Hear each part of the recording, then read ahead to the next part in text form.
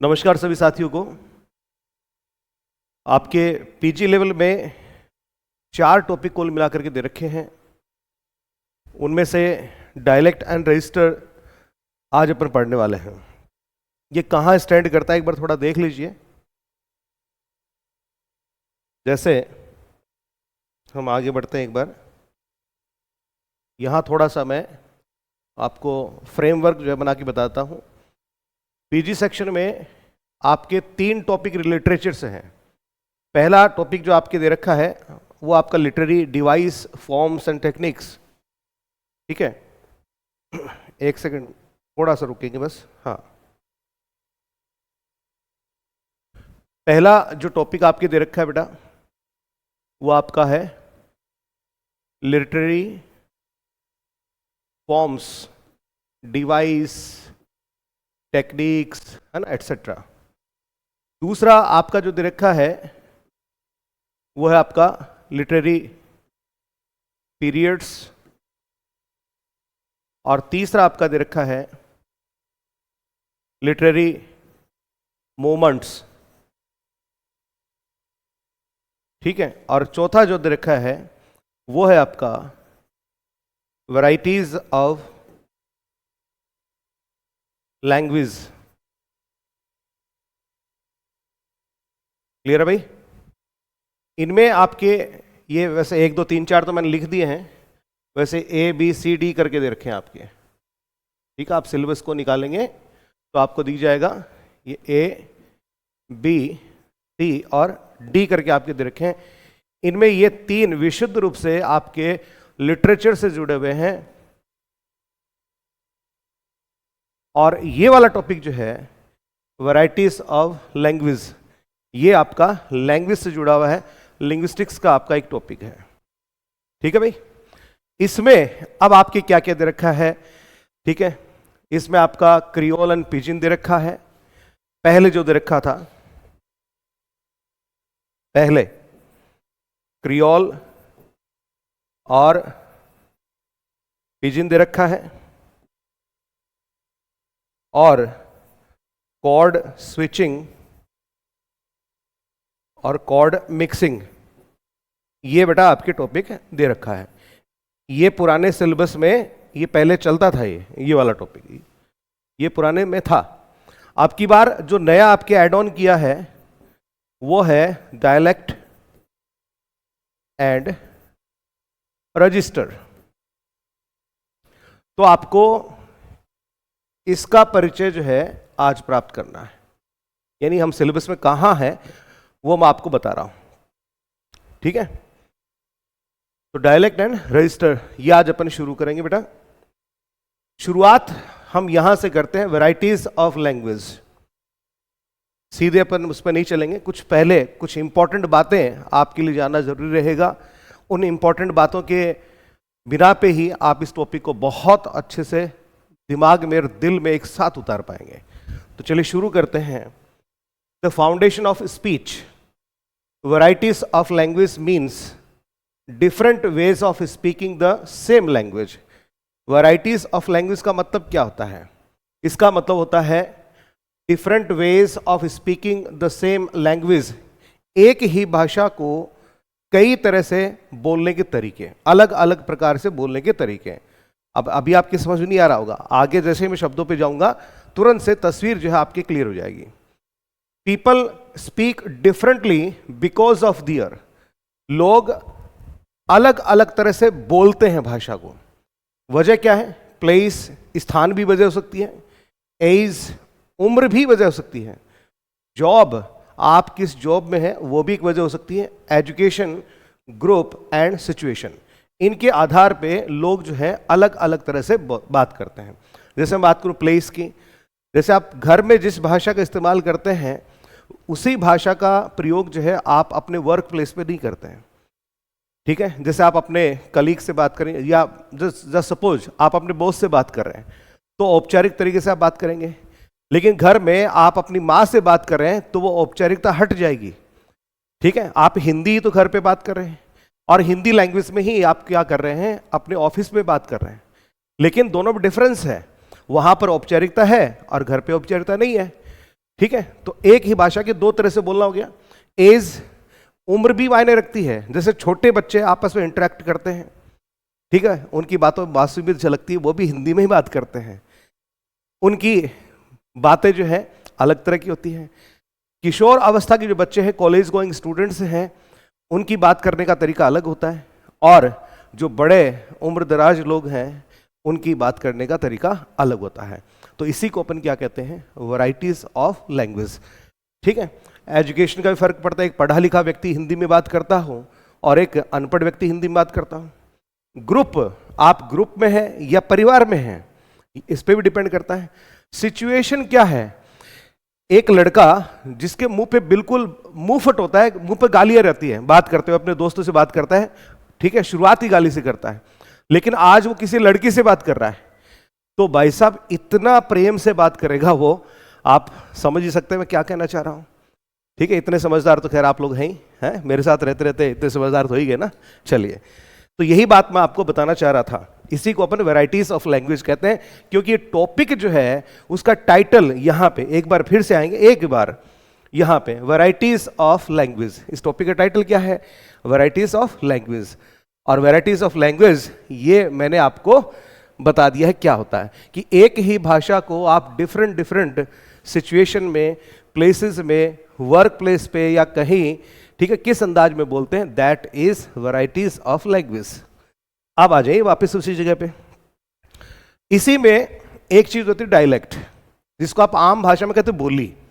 क्या होता है देखिए, a dialect is a form of language, short में बता रहा हूं एक बार, फिर विस्तार से भी चर्चा करूंगा।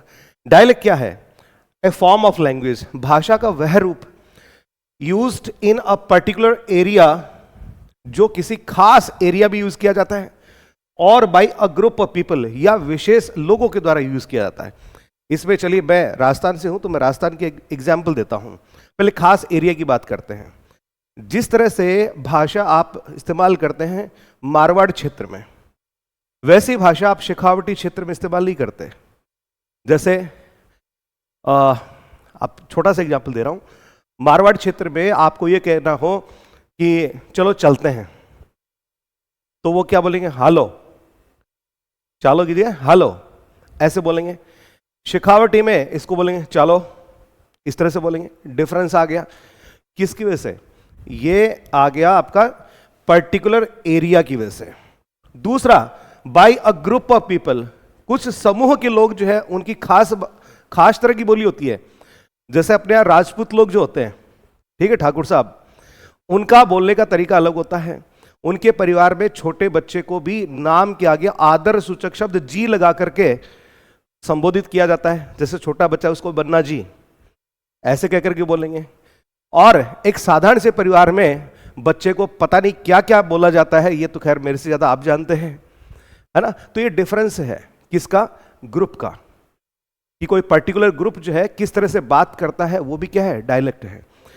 लैंग्वेज हालांकि हिंदी है, ठीक है, आप हिंदी के तौर पे आप इसको देखिए, लैंग्वेज हालांकि हिंदी है, लेकिन ये एरिया वाइज क्या हो जाता है, उसमें थोड़ा सा वेरिएशन आ जाता है, क्योंकि उस पर्टिकुलर इलाके के लोग जो है उस चीज को, उस लैंग्वेज को अलग अंदाज में बोलते हैं।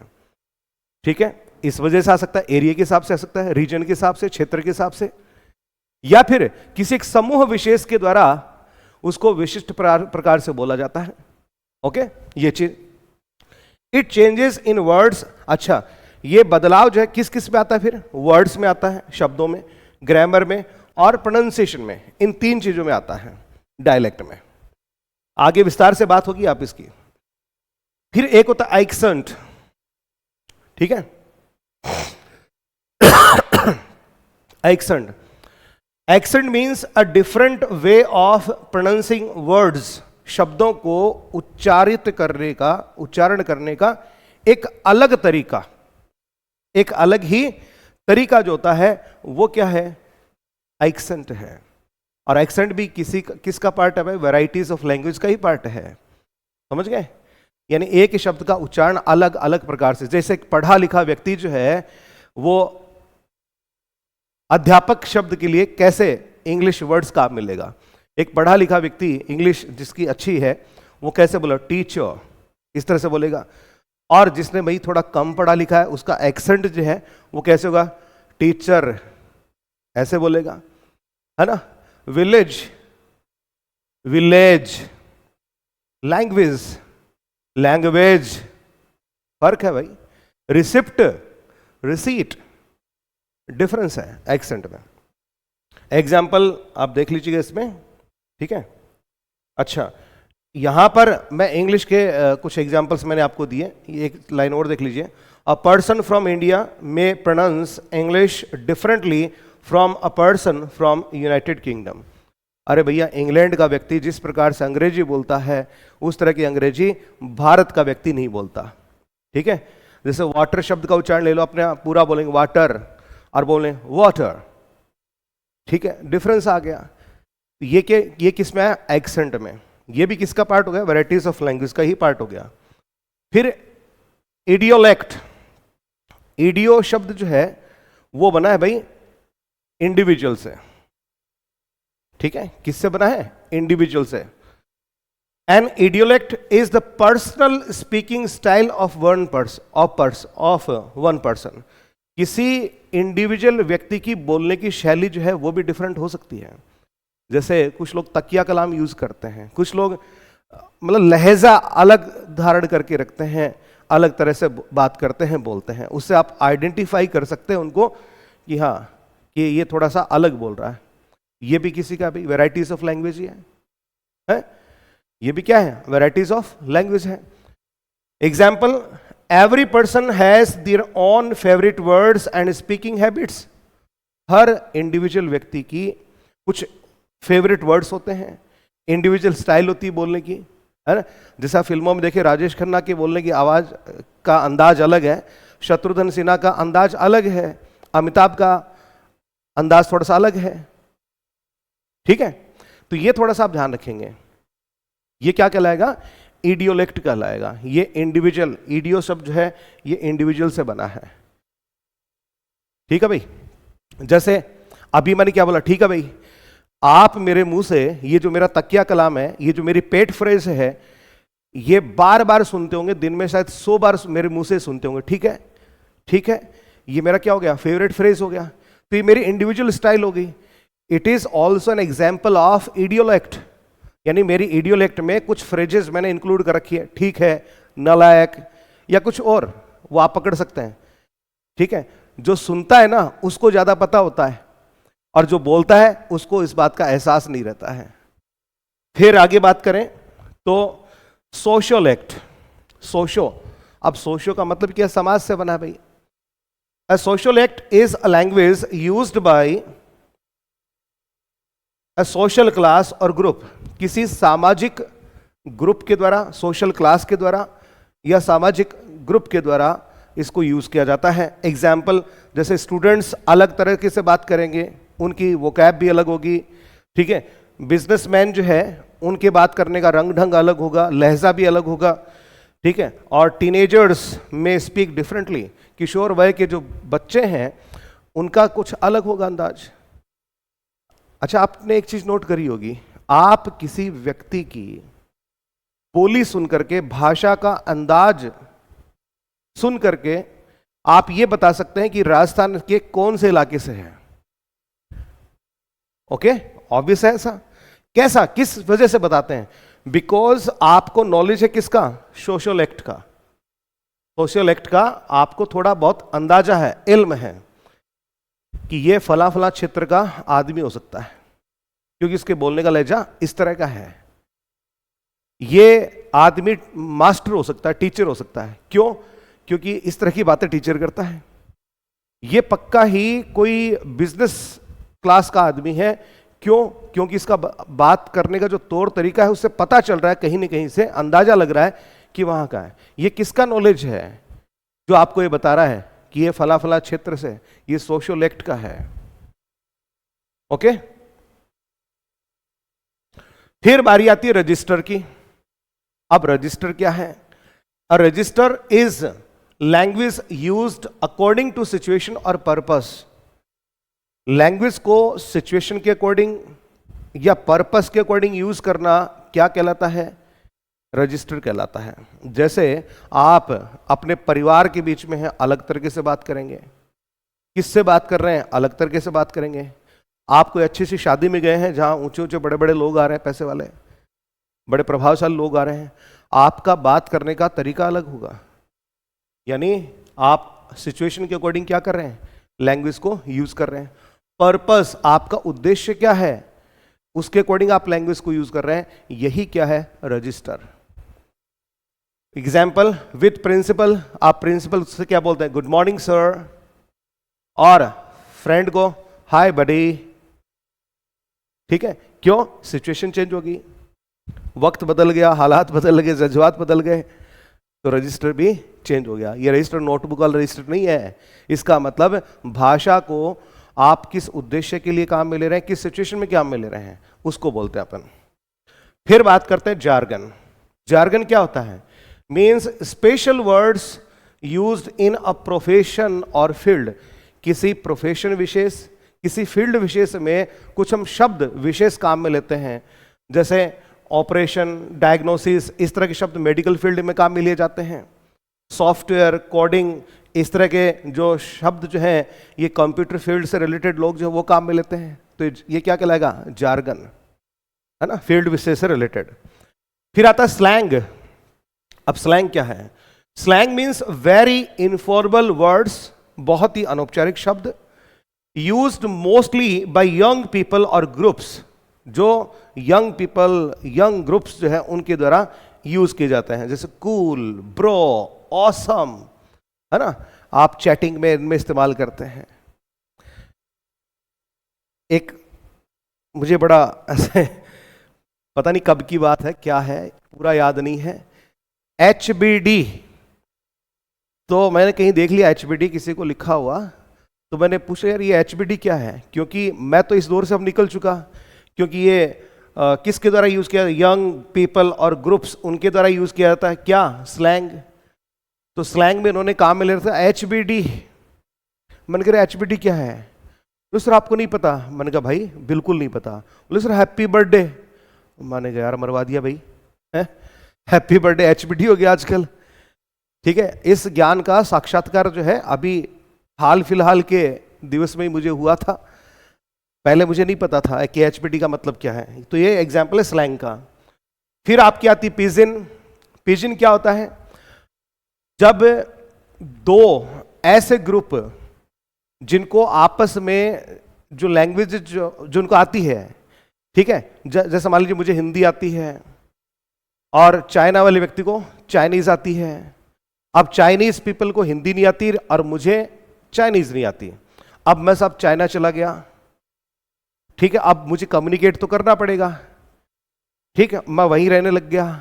तो जैसे तैसे करके टूटे फूटे शब्दों में मैंने जुगाड़ जुगुड़ करके, ठीक है, कुछ शब्द जो है वो मेरे सीख गए, कुछ मैं उनके सीख गया, और कम्युनिकेशन जो है, ठीक है, वो हम करने लग गए। इस तरह से जो लैंग्वेज डेवलप होती है दैट इज पिजिन। बहुत संक्षेप में बता रहा हूं, ठीक है। फिर मैं वहीं रहने लग गया और वहीं पर कोई बच्चे भी हुए हमारे। अब बच्चों के लिए जो मैं पिजिन यूज कर रहा हूं वो उन बच्चों के लिए क्या बन गई, उनकी फर्स्ट लैंग्वेज बन गई। मेरे लिए तो सेकंड लैंग्वेज या थर्ड लैंग्वेज थी पिजिन, ठीक है, लेकिन मेरे बच्चों के लिए क्या बन गई, वो फर्स्ट लैंग्वेज बन गई।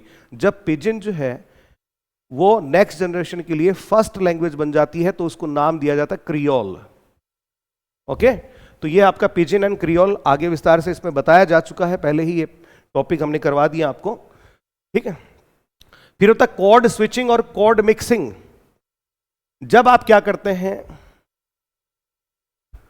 कभी एक लैंग्वेज से दूसरी लैंग्वेज में शिफ्ट कर जाते हैं पूरा सेंटेंस, जैसे आई विल कम लेटर, मैं बाद में आऊंगा, अभी बिजी हूं, तो देखो आई विल कम लेटर एक पूरा वाक्य अलग भाषा में, इंग्लिश में, अभी बिजी हूं ये दूसरा हिंदी में। तो आपने क्या किया, कोड अर्थात लैंग्वेज को स्विच किया, बदला, स्विच, तो उसको क्या बोलेंगे, कोड स्विचिंग। कोड मिक्स, एक ही सेंटेंस के अंदर दो भाषाओं के शब्दों, दो या दो से अधिक भाषा के शब्द आप ले आते हैं, दैट इज कोड मिक्सिंग। जैसे प्लीज फाइल सबमिट कर दो, अब इसमें देखो प्लीज, फाइल, सबमिट, और ये तो इंग्लिश के हैं, और कर दो ये क्या है, ये हिंदी का है। तो आपने एक ही सेंटेंस के अंदर दो या अधिक भाषाओं के शब्द ले लिए, वो क्या भाई, कोड मिक्सिंग है। ओके, ये सारी चीजें आपको यहां पर एक शॉर्ट पैराग्राफ के तौर पे समझाएगी, एक टेबल के तौर पे, कि डायलेक्ट किससे रिलेटेड है भाई, स्थान विशेष से, जिसको आप बोली कहते हो। एक्सेंट यानी आपका उच्चारण करने का तरीका हो गया, ठीक है। फिर इडियोलेक्ट का मतलब ये व्यक्ति दर व्यक्ति अलग होती है, हर व्यक्ति का बोलने का अंदाज, उसके कुछ फेवरेट वर्ड्स होते हैं, दैट इज इडियोलेक्ट। सोशल एक्ट यानी ऐसा यदि ग्रुप के साथ हो तो सोशल एक्ट बन जाता है। रजिस्टर का मतलब सिचुएशन के अकॉर्डिंग आप अपनी भाषा में जो बदलाव लेकर के आते हैं, ठीक है, सेम लैंग्वेज लेकिन बोलने का तरीका औपचारिक से अनौपचारिक या अनौपचारिक से औपचारिक होता है, दैट इज रजिस्टर। और जार्गन का मतलब आप किसी फील्ड विशेष से रिलेटेड हैं, आप डॉक्टर हैं तो आपकी वोकैब अलग होगी, आप कोई पुलिसमैन हैं तो आपकी वोकैब अलग होगी, लॉयर है तो आपकी वोकैब अलग होगी। स्लैंग का मतलब क्या हो गया, इनफॉर्मल वर्ड्स हो गए, और ऐसे शब्दों का प्रयोग जो अक्सर युवा लोगों के द्वारा ज्यादा किया जाता है। तो ये चीजें अपने वैरायटीज ऑफ लैंग्वेज के तौर पे सीखी। अब हम सीधे आ जाते हैं आपके टॉपिक पे। टॉपिक का टाइटल क्या है, डायलेक्ट। ये यूजर बेस्ड है, ये user based variety of language है। इसका पहले अर्थ समझ लीजिए, डायलेक्ट क्या है। A dialect is a special form of a language. भाषा का वह स्पेशल फॉर्म है, वह स्पेशल रूप है, used by a particular group of people, जो किसी खास समूह, लोगों के खास समूह के द्वारा यूज किया जाता है। It depends on who speaks the language. ये डिपेंड करता है कि उस लैंग्वेज को बोल कौन रहा है, and where they come from, और वो कहां से ताल्लुक रखते हैं। जैसे हिंदी, एक तो यूपी वाला हिंदी बोलता है शुद्ध हिंदी, एक दिल्ली वाला बंदा हिंदी बोलता है, और वही हिंदी जब हरियाणवी लोगों के हत्थे चढ़ जाती है तो आप समझते ही हैं वो किस तरह से हिंदी बोलता है? और वही राजस्थान में आ जाती है, राजस्थान के विभिन्न क्षेत्रों में अलग अलग तरह की बोलियां चलती हैं, वहां वो जब हिंदी बोलते हैं तो उनका लहजा थोड़ा सा डिफरेंट हो जाता है। लालू यादव को भी आपने हिंदी बोलते कभी भाषणों में सुना होगा, डिफरेंस है। कुमार विश्वास को सुना होगा, वो भी बेचारा हिंदी बोलता है, उसका तरीका अलग है। तो ये डिपेंड करता है कि कौन इस लैंग्वेज को काम में ले रहा है, कैसे ले रहा है। A dialect is a variety of language that differs in. इस प्रकार से हम कह सकते हैं डायलेक्ट जो है वैरायटी ऑफ लैंग्वेज है जो कि दैट डिफर्स इन, जो कि थोड़ा अंतर रखती है तीन संदर्भों में। पहला संदर्भ है साउंड अर्थात प्रोनाउंसिएशन, आप इसको फोनोलॉजी भी कह सकते हैं, अर्थात हाउ वर्ड्स आर स्पोकन, यानी किसी एक शब्द को अलग अलग डायलेक्ट में अलग अलग तरह से उच्चारित किया जाता है। ग्रामर, सेंटेंस स्ट्रक्चर या सिंटैक्स भी आप इसको कह सकते हैं। डायलेक्ट में आपका सेंटेंस स्ट्रक्चर भी वेरिएशन लिए हुए हो सकता है, उसमें बदलाव हो सकता है। वर्ड्स, वोकैबुलरी जिसको लेक्सिकन भी आप कहते हैं, ठीक है, तो डायलेक्ट्स में वर्ड्स जो हैं वो भी अलग हो सकते हैं, रिप्लेसिव हो सकते हैं। जैसे कोई अंग्रेज व्यक्ति जो है, ठीक है, वो भी इंग्लिश बोलता है, इंग्लैंड का अंग्रेज जो है वो भी इंग्लिश बोलता है, और अमेरिका का जो व्यक्ति है वो भी अंग्रेज ही हमारे लिए, तो वो भी बेचारा इंग्लिश बोलता है, लेकिन वर्ड्स जो हैं उनके डिफरेंट हो जाएंगे, वर्ड्स यूज। जैसे अब इंग्लैंड वाला क्या कहेगा, फ्लैट, ठीक है, अरे बिल्डिंग में फ्लैट नहीं होता क्या, फ्लैट। और अमेरिका वाला क्या बोलेगा, अपार्टमेंट। इंग्लैंड वाला बोलेगा लिफ्ट, वो लोग बोलेगा एलिवेटर। अमेरिका वाला बोलेगा स्नीकर्स, ठीक है, और इंग्लैंड वाला बोलेगा जिम शूज। फर्क है, जबकि चीज एक ही है ना, दोनों की भाषा एक है इंग्लिश, और इसकी वैरायटी है, ये उसकी डायलेक्ट है, ठीक है। यूके वाली इंग्लिश भी क्या है, इंग्लिश लैंग्वेज की एक डायलेक्ट होगी, और इधर आपकी जो अमेरिकन इंग्लिश है वो भी इंग्लिश लैंग्वेज की एक डायलेक्ट हो गई। आगे चलें, डेफिनेशन की बात कर लेते हैं फिर से एक बार। Dialect is a variety of language connected with the user अर्थात स्पीकर। डायलेक्ट का संबंध किससे, यूजर अर्थात स्पीकर से है। सच एज दियर रीजन, और ये किस पे डिपेंड करता है, क्षेत्र पे। सोशल क्लास पे, सामाजिक ग्रुप कौन सा उनका, एज क्या है, जेंडर क्या है, एथनिसिटी क्या है, इन पे। हिंदी में समझ लीजिए, हिंदी में इसको बोली बोलते हैं, यानी भाषा का क्षेत्रीय या सामाजिक रूप आप इसको कहते हैं, जो ये बताता है कि बोलने वाला कौन है और कहां से है, कौन से इलाके से है। राजस्थान की बात कर लो भाई, राजस्थान में वो मारवाड़ से है, शेखावटी से है या मेवाड़ से है, ठीक है, उसके बोलने के अंदाज से, बोली से पता चल जाएगा कहां से है। इंपॉर्टेंट पॉइंट इसमें देखिए, एवरीवन स्पीक्स अ डायलेक्ट, हर इंसान डायलेक्ट बोलता है, याद रखिएगा। No one speaks a language without some dialect features. आप यदि किसी भाषा को भी बोलते हैं, जैसे आप कहें कि मैं हिंदी भाषा बोलता हूं, तो मेरा यह कहना है, इस चैप्टर का यह कहना है कि भाई आप चाहे कोई भी लैंग्वेज बोलते हो, लेकिन उस डायलेक्ट के फीचर्स जो हैं वो आपको जरूर मिलेंगे। वो सिंटैक्स यानी स्ट्रक्चर से रिलेटेड हो सकते हैं, वो आपकी प्रोनाउंसिएशन से रिलेटेड हो सकते हैं, वो आपके वर्ड्स लेक्सिकन उससे रिलेटेड भी हो सकते हैं, ठीक है। जैसे दिल्ली वाले व्यक्ति वो भी हिंदी में बात कर रहा है, यूपी वाला भी कर रहा है, एमपी वाला भी कर रहा है, राजस्थान वाला कर रहा है, हरियाणा वाला कर रहा है, लेकिन सबका अलग अलग है। सब में क्षेत्र का जो एक्सेंट, वहां के शब्द, वहां की शैली, उन सब का प्रभाव उस भाषा में अलग अलग इलाके में जाते ही बदल जाता है, ठीक है। यही क्या है, डायलेक्ट है। Okay, even standard English is also dialect. मजे की बात देखो, जो स्टैंडर्ड इंग्लिश, खुद स्टैंडर्ड इंग्लिश है, उस वो भी क्या है, वो भी इंग्लिश की ही एक डायलेक्ट है, इंग्लिश की एक बोली है,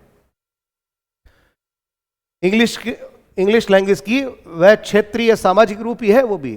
अरे स्टैंडर्ड इंग्लिश कौन सी, जो आप डिक्शनरीज में देखते हो, ग्रामर की किताबें आती है उसके अंदर आपकी डिक्शनरीज आती है स्टैंडर्ड इंग्लिश में, वो खुद भी क्या है, इंग्लिश लैंग्वेज की एक डायलेक्ट है।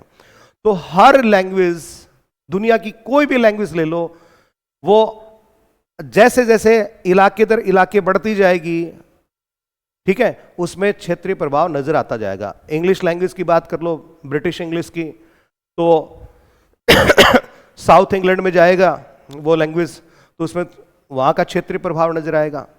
नॉर्थ इंग्लैंड में जाएगा, उधर वैसा प्रभाव नजर आएगा। ईस्ट वेस्ट उधर जाएगी, वैसा प्रभाव नजर आएगा। इंडिया में इंग्लिश आ गई, ठीक है, वहां पर उसका अलग क्षेत्रीय प्रभाव आ जाएगा। तो दुनिया की कोई भी लैंग्वेज जो है वो अपने आप में डायलेक्ट वाले फीचर अपने आप में समेटे हुए हैं। एग्जाम्पल्स टू अंडरस्टैंड, अब समझने के लिए थोड़े एग्जाम्पल्स ले लो। वोकेबलरी डिफरेंस का एग्जाम्पल लो पहले तो। स्नीकर्स, ट्रेनर्स, ठीक है, अमेरिका वाले बोलते हैं स्नीकर्स जूतों को। कौन से जूते, अरे वो जिम में पहनते हो, ठीक है। ब्रिटेन वाले इनको ट्रेनर्स भी कह देते हैं या जिम शूज भी कह देते हैं। प्रोनाउंसिएशन डिफरेंस देख लो, ये शब्द देखो, वैसे इस शब्द का सही उच्चारण डेट, स्टैंडर्ड इंग्लिश में डेट ये होता है, ठीक है, डेट। अब इस शब्द का उच्चारण जो है वो जरा देखिए, कुछ लोग इसको क्या पढ़ते हैं, डेटा, जैसे अभी मैंने लिखा। कुछ लोग इसको क्या पढ़ते हैं, डाटा। अपने हिंदुस्तान में इसको आप क्या पढ़ते हो, डाटा। अरे बेचारा डाटा नहीं होता यार, स्टैंडर्ड इंग्लिश में क्या होता है, डेट, इस तरह से, डेट इस तरह से होता है। और हमारे यहां क्या बन गया, डाटा। ये क्या है, प्रोनाउंसिएशन में डिफरेंस आ गया। इसी तरह से ग्रामर का डिफरेंस देख लो, जैसे I didn't do anything, standard English में बोलते हैं, डिडंट आ गया नेगेटिव, ठीक है, स्टैंडर्ड इंग्लिश कहती है नेगेटिव के साथ में और नेगेटिव नहीं आना, डबल नेगेटिव नहीं आना चाहिए, इसलिए यहां पर नथिंग बजाय एनीथिंग जोड़ दिया। अब कुछ लोग डायलेक्ट इफेक्ट पड़ता है उन पे, वो डिडंट के साथ में यानी नॉट के साथ में देखो नथिंग जोड़ रखा है, आई डिडंट डू नथिंग, ठीक है। Rule based in some dialects, ये अंग्रेज लोग ही, ठीक है, इस तरह का यूज करते हैं, लेकिन जब लिखने की बारी आती है ना, तो फिर वो स्टैंडर्ड इंग्लिश में लिखते हैं। ये स्टैंडर्ड इंग्लिश का एग्जांपल है। आप कहेंगे सर आप ये सही है और ये गलत है, नहीं भैया, ये दोनों ही सही हैं, बस ये स्टैंडर्ड इंग्लिश के अकॉर्डिंग है और ये नॉन स्टैंडर्ड इंग्लिश अर्थात डायलेक्ट के अकॉर्डिंग है।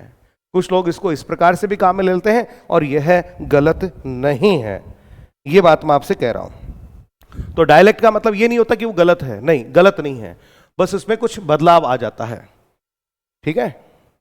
कुछ एग्जाम्पल्स आप और देख सकते हैं यहां पे। चलो, की कैरेक्टरिस्टिक्स ऑफ डायलेक्ट। डायलेक्ट के कुछ मुख्य विशेषताएं। सिस्टमैटिसिटी यानी रूल गवर्न, यानी डायलेक्ट में भी आपको क्या मिलेगा, सिस्टमैटिक तौर तरीके से डायलेक्ट मिलेगी, यानी उसमें भी रूल्स होते हैं उनके। इसका मतलब जो डायलेक्ट होती है वो रॉन्ग लैंग्वेज नहीं होती है, या ब्रोकन लैंग्वेज नहीं होती है, या कंफ्यूज लैंग्वेज नहीं होती है, वो अपने आप में सही है। क्यों सही है? क्योंकि उस डायलेक्ट के अपने खुद के रूल्स ऑफ प्रोनाउंसिएशन होते हैं, रूल्स ऑफ ग्रामर होते हैं, एंड वोकैबुलरी होती है खुद की, और यही लैंग्वेज में पाया जाता है। लैंग्वेज की अपनी क्या होती है, खुद का स्टैंडर्ड प्रोनाउंसिएशन होता है, स्टैंडर्ड ग्रामर होती है, और वोकैबुलरी होती है। ये चीज डायलेक्ट में भी पाई जाती है। तो फिर आप कहेंगे सर दोनों फिर अंतर क्या है? जब दोनों में समान चीजें पाई जाती हैं तो लैंग्वेज और डायलेक्ट में अंतर क्या है? जैसे ही डायलेक्ट वाला टॉपिक खत्म होगा, वहां पर मैंने डायलेक्ट और लैंग्वेज के बीच में डिफरेंस बता रखा है, लेकिन फिर भी आपकी जानकारी के लिए यही बता देता हूं थोड़ा पहले संक्षेप में, कि लैंग्वेज एक पावरफुल लैंग्वेज ऐसे मानो जिसके पास पावर है। जैसे उदाहरण देता हूं, पूरे इंग्लैंड में इंग्लिश चलती है, लेकिन हम जो इंग्लिश, जिसको स्टैंडर्ड इंग्लिश कहा जाता है, वो लंदन और उसके आसपास का जो इलाका है, सेंट्रल लंदन, ठीक है, वहां का जो इलाका है, उसमें जो इंग्लिश बोली जाती है उसको स्टैंडर्ड इंग्लिश कहा जाता है। क्यों? क्योंकि भाई पॉलिटिकल रूप से वहां के लोग जो पावरफुल हैं, पैसे के रूप में, ठीक है, उनके पास अच्छा खासा पैसा है, प्रभाव है, और अरिस्टोक्रेसी जो है वो लगभग वहीं पे रहती है। तो इन सब के प्रभाव की वजह से उसको लैंग्वेज का दर्जा मिल गया, और बाकी के जो इलाके हैं इनके, ठीक है, उनमें वैसी बात नहीं रही, इसलिए वो डायलेक्ट करेगी। यानी लैंग्वेज अपने आप में एक डायलेक्ट है, लेकिन जो क्या है, पॉलिटिकली और अन्य और किसी तरीके से वो प्रभावशाली बन जाती है, तो वो लैंग्वेज बन जाती है। ओके, एग्जाम्पल्स देखें। सम स्पीकर्स से, कुछ लोग ऐसे बोलते हैं, I haven't any money. Other से कुछ कहते हैं, I don't have any money. अब दोनों सही है वैसे तो, ये स्टैंडर्ड इंग्लिश है, ये नॉन स्टैंडर्ड अर्थात डायलेक्ट है। तो both are meaningful forms use in different dialects. दोनों ही मीनिंगफुल सेंटेंसेज हैं, और दोनों जो है सही हैं। क्लियर? दोनों ही क्या है? सही हैं। और ये प्रभाव किसका है? डायलेक्ट का।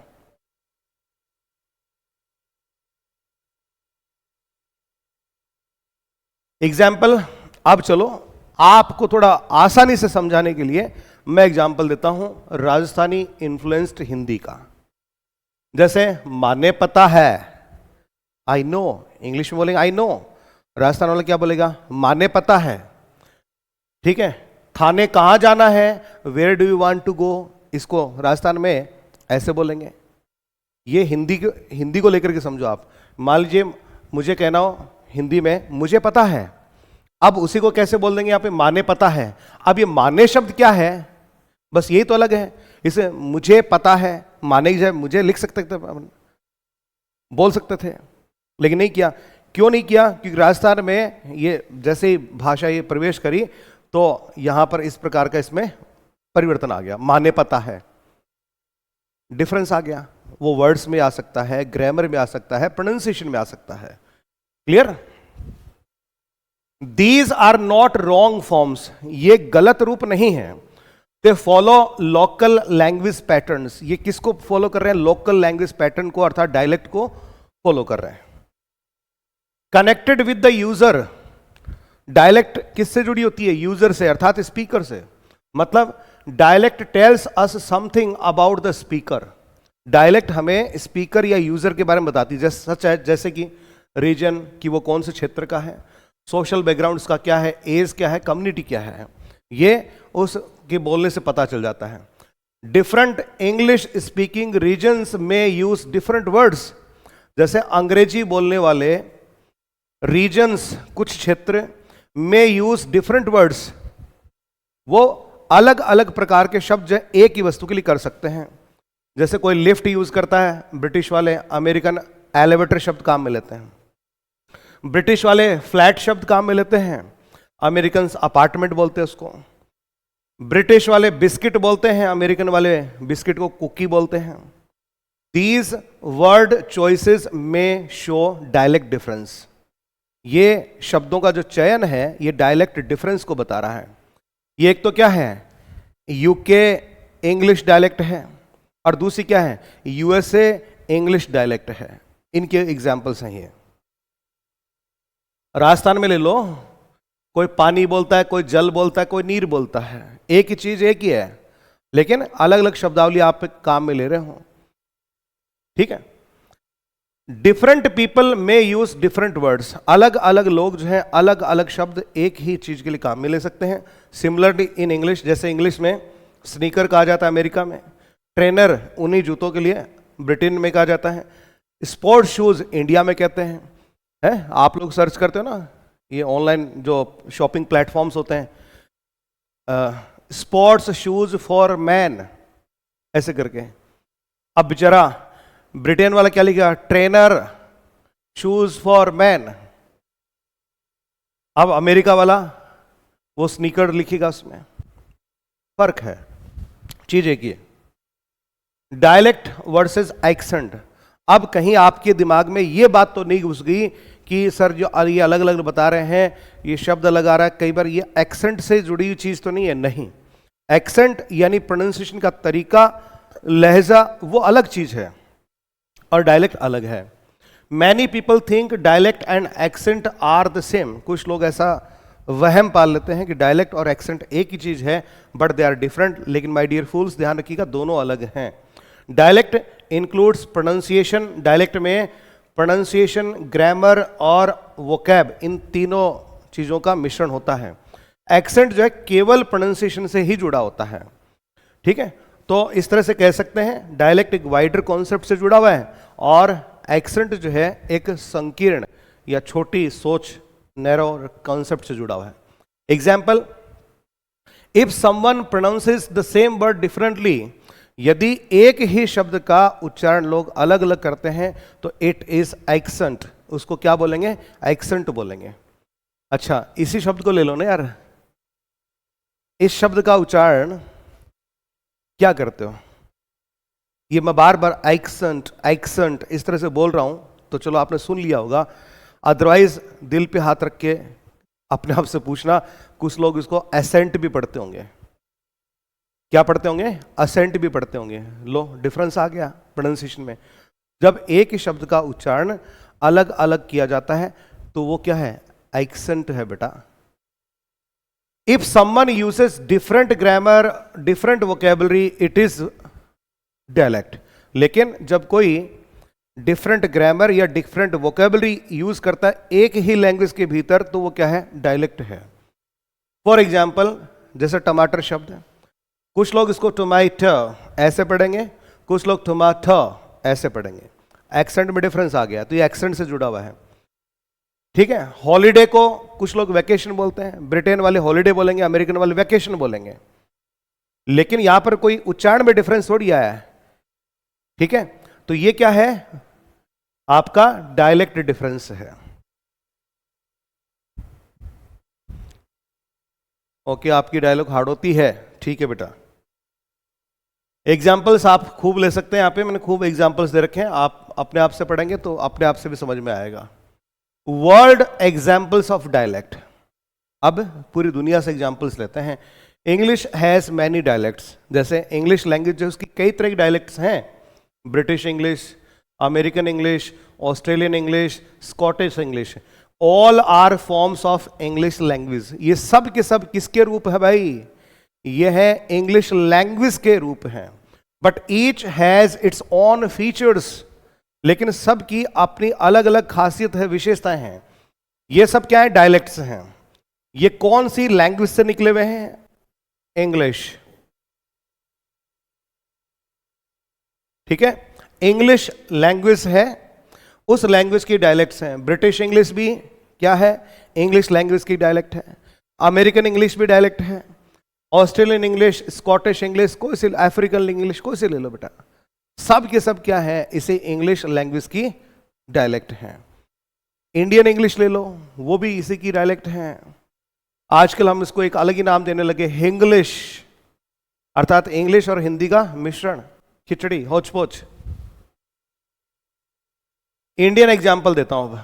हिंदी इन डिफरेंट स्टेट्स, जैसे आप हिंदी एक स्टैंडर्ड लैंग्वेज है, अब हिंदी अलग अलग क्षेत्र में जाती है, तो राजस्थान में जाते राजस्थानी हिंदी, ये डायलेक्ट बन गई। यूपी हिंदी, बिहार हिंदी, हरियाणा हिंदी, है ना। तो all are Hindi but each has its own dialect features. Clear?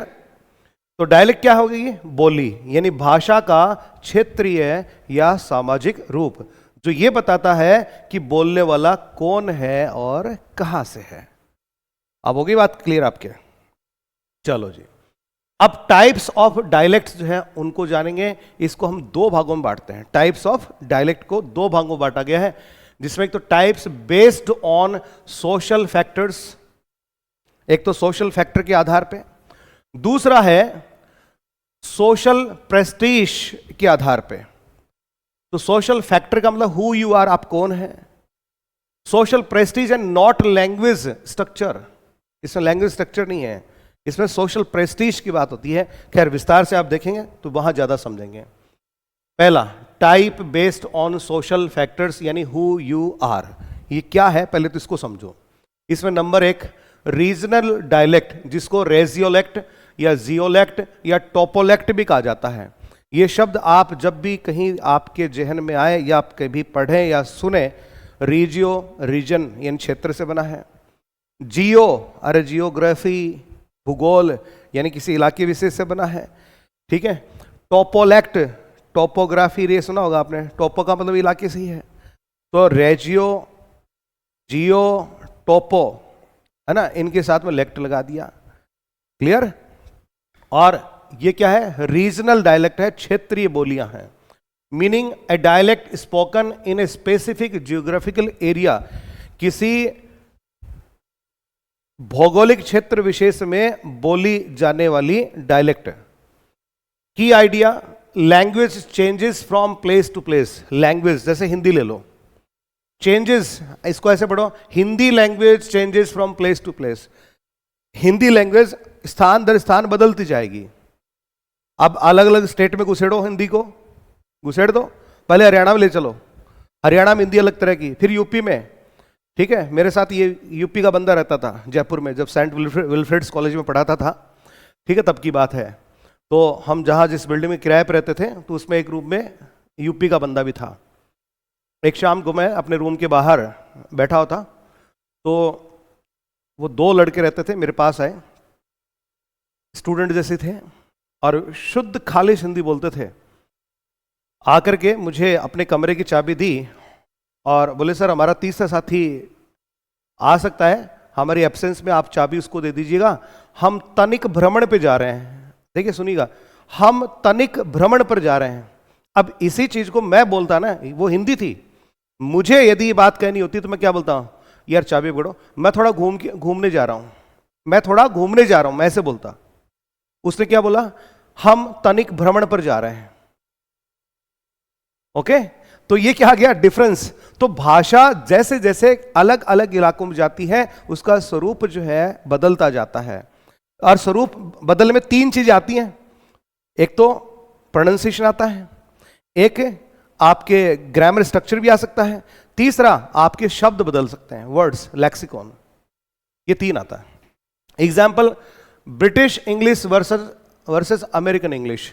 English जब ब्रिटेन में पहुंची अलग अंदाज हो गया बोलने का, अमेरिका में पहुंची अलग अंदाज हो गया। तो यही क्या है? डायलेक्ट। कौन सी? Regional dialect within the USA. Southern American English USA के भीतर भी अलग अलग इलाकों में जाएगी। तो जैसे दक्षिणी अमेरिका है, वहां पर अलग, न्यू इंग्लैंड वाला इलाका है, इंग्लैंड का मतलब इंग्लैंड से नहीं है, ये इलाका है अमेरिका में, न्यू इंग्लैंड इंग्लिश उसमें अलग तरह का है। दे आर ऑल इंग्लिश, ये दोनों ही कैसी है भाई, है तो लैंग्वेज इंग्लिश ही है, but pronunciation, grammar and words में डिफर। लेकिन अलग अलग इलाकों में जाएंगे तो इनका उच्चारण, इनका व्याकरण, इनके शब्दावलियां जो है बदल सकती हैं। सिंपल आइडिया क्या है? Different place, different way of speaking. ठीक है, डिफरेंट प्लेस, अलग अलग इलाके, और उसी भाषा को, सेम भाषा को बोलने का अलग अलग तरीका, यही डायलेक्ट है, रीजनल डायलेक्ट है।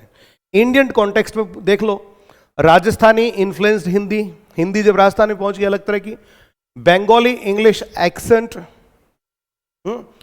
बंगाली वाला व्यक्ति इंग्लिश बोलेगा तो उसका एक्सेंट बंगाली का आएगा। पंजाबी इंग्लिश प्रोनाउंसिएशन, पंजाब वाला व्यक्ति इंग्लिश बोलेगा अलग तरह का आएगा।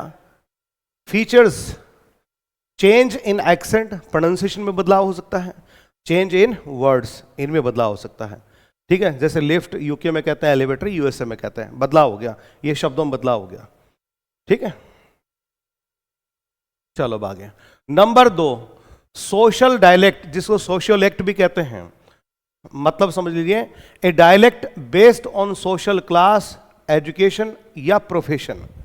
अर्थात कोई भाषा, उसके बोलने के तरीके में बदलाव आता है, किसकी वजह से? सोशल क्लास की वजह से। राजस्थान में राजपूत लोग जो हैं अलग तरीके से बात करेंगे, ठीक है, उनका एक अलग एक ऑरा है बात करने का। और कोई जाति होगी, कोई सोशल ग्रुप होगा, सोशल क्लास होगी, उसका बात करने का तरीका अलग है। एजुकेटेड व्यक्ति का तरीका अलग है, प्रोफेशन दर प्रोफेशन भाषा बदल जाती है, तरीका अलग है। तो की आइडिया क्या है? Language reflects your social background है, यानी लैंग्वेज जो है आपके सोशल बैकग्राउंड को बताती है। यदि कोई व्यक्ति आपको देख करके ये बताए, ध्यान से सुनना मेरी बात, अरे यार आप तो जयपुर के रहने वाले हो, आपकी बोली से मुझे लगता है कि आप जयपुर के रहने वाले हो, तो उसने किसके आधार पे बताया? रीजनल डायलेक्ट के आधार पे बताया। कोई व्यक्ति आपको यह कहे कि यार आप तो पक्का टीचर हो, किस आधार पे बताया उसने बताया सोशल डायलेक्ट के आधार पे, अर्थात सोशल एक्ट के आधार पे। ओके, आप तो डॉक्टर हो, टीचर हो, है ना, ये इसके आधार पे।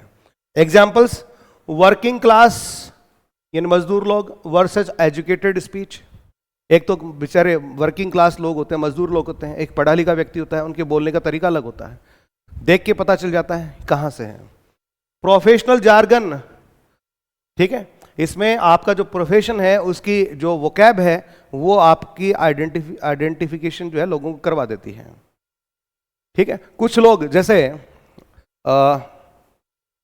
मुंबई में जैसे हिंदी बोली जाती है, मुंबईया भाषा, मुंबईया बोली, जैसे रोहित शर्मा बोलता है, जैसे जैकी श्रॉफ बोलता है, उसको देख के पता चलता है ये वहीं का खालिश, वहीं का प्रोडक्ट है, लगता ही नहीं लगता। और आपके वो कालीन भैया जो हैं उनको देख के लगता है ये पक्का यूपी साइड के हैं, उनकी हिंदी सुनकर के लगता ही नहीं लगता, पक्का लगता है। तो ये क्या है भाई? रीजनल डायलेक्ट का एग्जाम्पल है। आर माधवन जैसे व्यक्ति को देख के लगता है यार पढ़ा लिखा आदमी है, ये क्या है? सोशियोलेक्ट का एग्जाम्पल है, अर्थात सोशल डायलेक्ट का एग्जाम्पल है। एग्जाम्पल सेंटेंस देखिए, I don't know anything standard English है, I don't know nothing non standard sociolect है। अब इसको देख करके आप समझ जाएंगे पढ़ा लिखा व्यक्ति है, और इसको जैसे आपने सुना तो पक्का पता चल गया यार इंग्लिश तो आती है लेकिन इतना पढ़ा लिखा व्यक्ति नहीं है, ये कम पढ़ा लिखा है। तो this difference is related to social group not reason.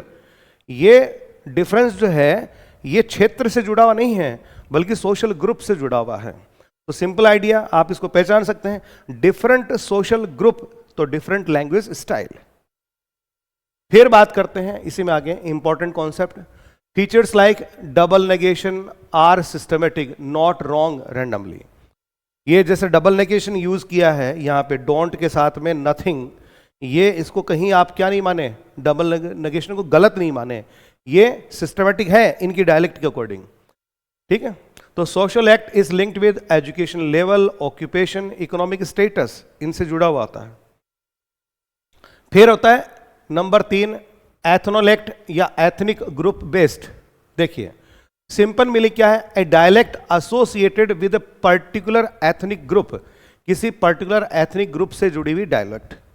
जैसे अफ्रीकन अमेरिकन वर्नाकुलर इंग्लिश, जिसको शॉर्ट में AAVE कहा जाता है। फीचर्स क्या है? यूनिक ग्रामर एंड प्रोनाउंसिएशन, एक विशिष्ट खास समुदाय उसकी। जैसे एग्जाम्पल दिया अफ्रीकन अमेरिकन वर्नाकुलर इंग्लिश, अर्थात अमेरिका के अंदर जो अफ्रीकन लोग रहते हैं वो इंग्लिश जिस अंदाज में बोलते हैं, एग्जाम्पल दिया है। उनकी यूनिक ग्रामर है, यूनिक उनका प्रोनाउंसिएशन है। जैसे आप कभी अमेरिकन हॉलीवुड की मूवीज देखें, विल स्मिथ, ठीक है, उसमें कलाकार हैं, उसको आप कभी देखें, ठीक है, तो आपको पता चलता है यार यहाँ इसका अलग ही हो रहा है, अलग ही तरीका इसका बोलने का। रिफ्लेक्ट्स कल्चरल आइडेंटिटी, ठीक है, तो एथनिक जो ग्रुप की जो डायलेक्ट होती है उससे उनकी कल्चरल आइडेंटिटी जो है वो पता चलती है। जैसे he be working, habitual action in AAVE, इसके अंदर ये बोलते हैं he be working, he is working जाए, यहां पर आना क्या चाहिए था? स्टैंडर्ड इंग्लिश के अकॉर्डिंग इज आना चाहिए था, लेकिन अगले ने इज नहीं बोला बल्कि क्या बोला? He be working, he be working, इस तरह से करके। सही है, उनकी डायलेक्ट में सही है, ठीक है, लेकिन स्टैंडर्ड इंग्लिश जो है उसमें बी की क्या आता? इज आता। अब उनका एक खास तरीका है बोलने का उन लोगों का। Key insight ethnolect shows how language plus identity plus culture are connected, यानी लैंग्वेज अकेली नहीं, लैंग्वेज के साथ उनकी पहचान जुड़ी हुई है, उनकी कल्चर जुड़ी हुई है, ये सब पता चलता है। अब दूसरा टाइप आता है types based on social Prestige not language structure.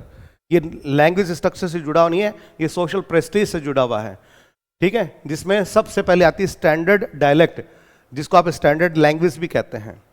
Simple meaning the socially accepted and officially recognised form of a language, भाषा का वह रूप जिसको सामाजिक रूप से मान्यता प्राप्त है और ऑफिशियली जिसको रिकॉग्नाइज किया गया है, ठीक है। ऑफिशियल लैंग्वेज जो होती है वो होती है भाई स्टैंडर्ड डायलेक्ट, ठीक है, उसी को आप लैंग्वेज के तौर पे जानते हैं। हाउ इट इज फॉर्म्ड, ये बनती कैसे है? सेलेक्टेड, इसमें स्ट्रक्चर्स को सेलेक्ट किया जाता है, ग्रामर को सेलेक्ट किया जाता है, वर्ड्स को सेलेक्ट किया जाता है। कोडिफाइड यानी fixed in grammar books, dictionaries, और जो स्टैंडर्ड जो डायलेक्ट होती है उसी को ग्रामर बुक्स में और डिक्शनरीज में स्थान दिया जाता है कि ग्रामर के ये नियम इस पर लागू होंगे, ठीक है, शब्द इसके ये होंगे। फिर प्रमोटेड, फिर इसको प्रमोट किया जाता है। कैसे किया जाएगा प्रमोट? स्कूल्स के माध्यम से। स्कूल के अंदर क्या बोली पढ़ाई जाती है या लैंग्वेज? तो हम कहेंगे लैंग्वेज।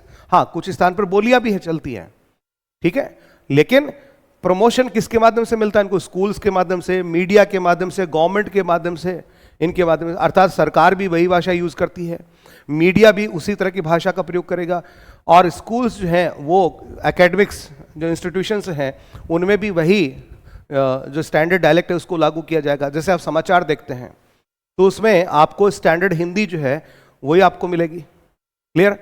वैसे ही इंग्लिश वाला आप कुछ देखेंगे BBC इत्यादि, तो वहाँ पर स्टैंडर्ड इंग्लिश जो है, स्टैंडर्ड इंग्लिश डायलेक्ट जो है उसको वहाँ पर स्थापित किया जाएगा।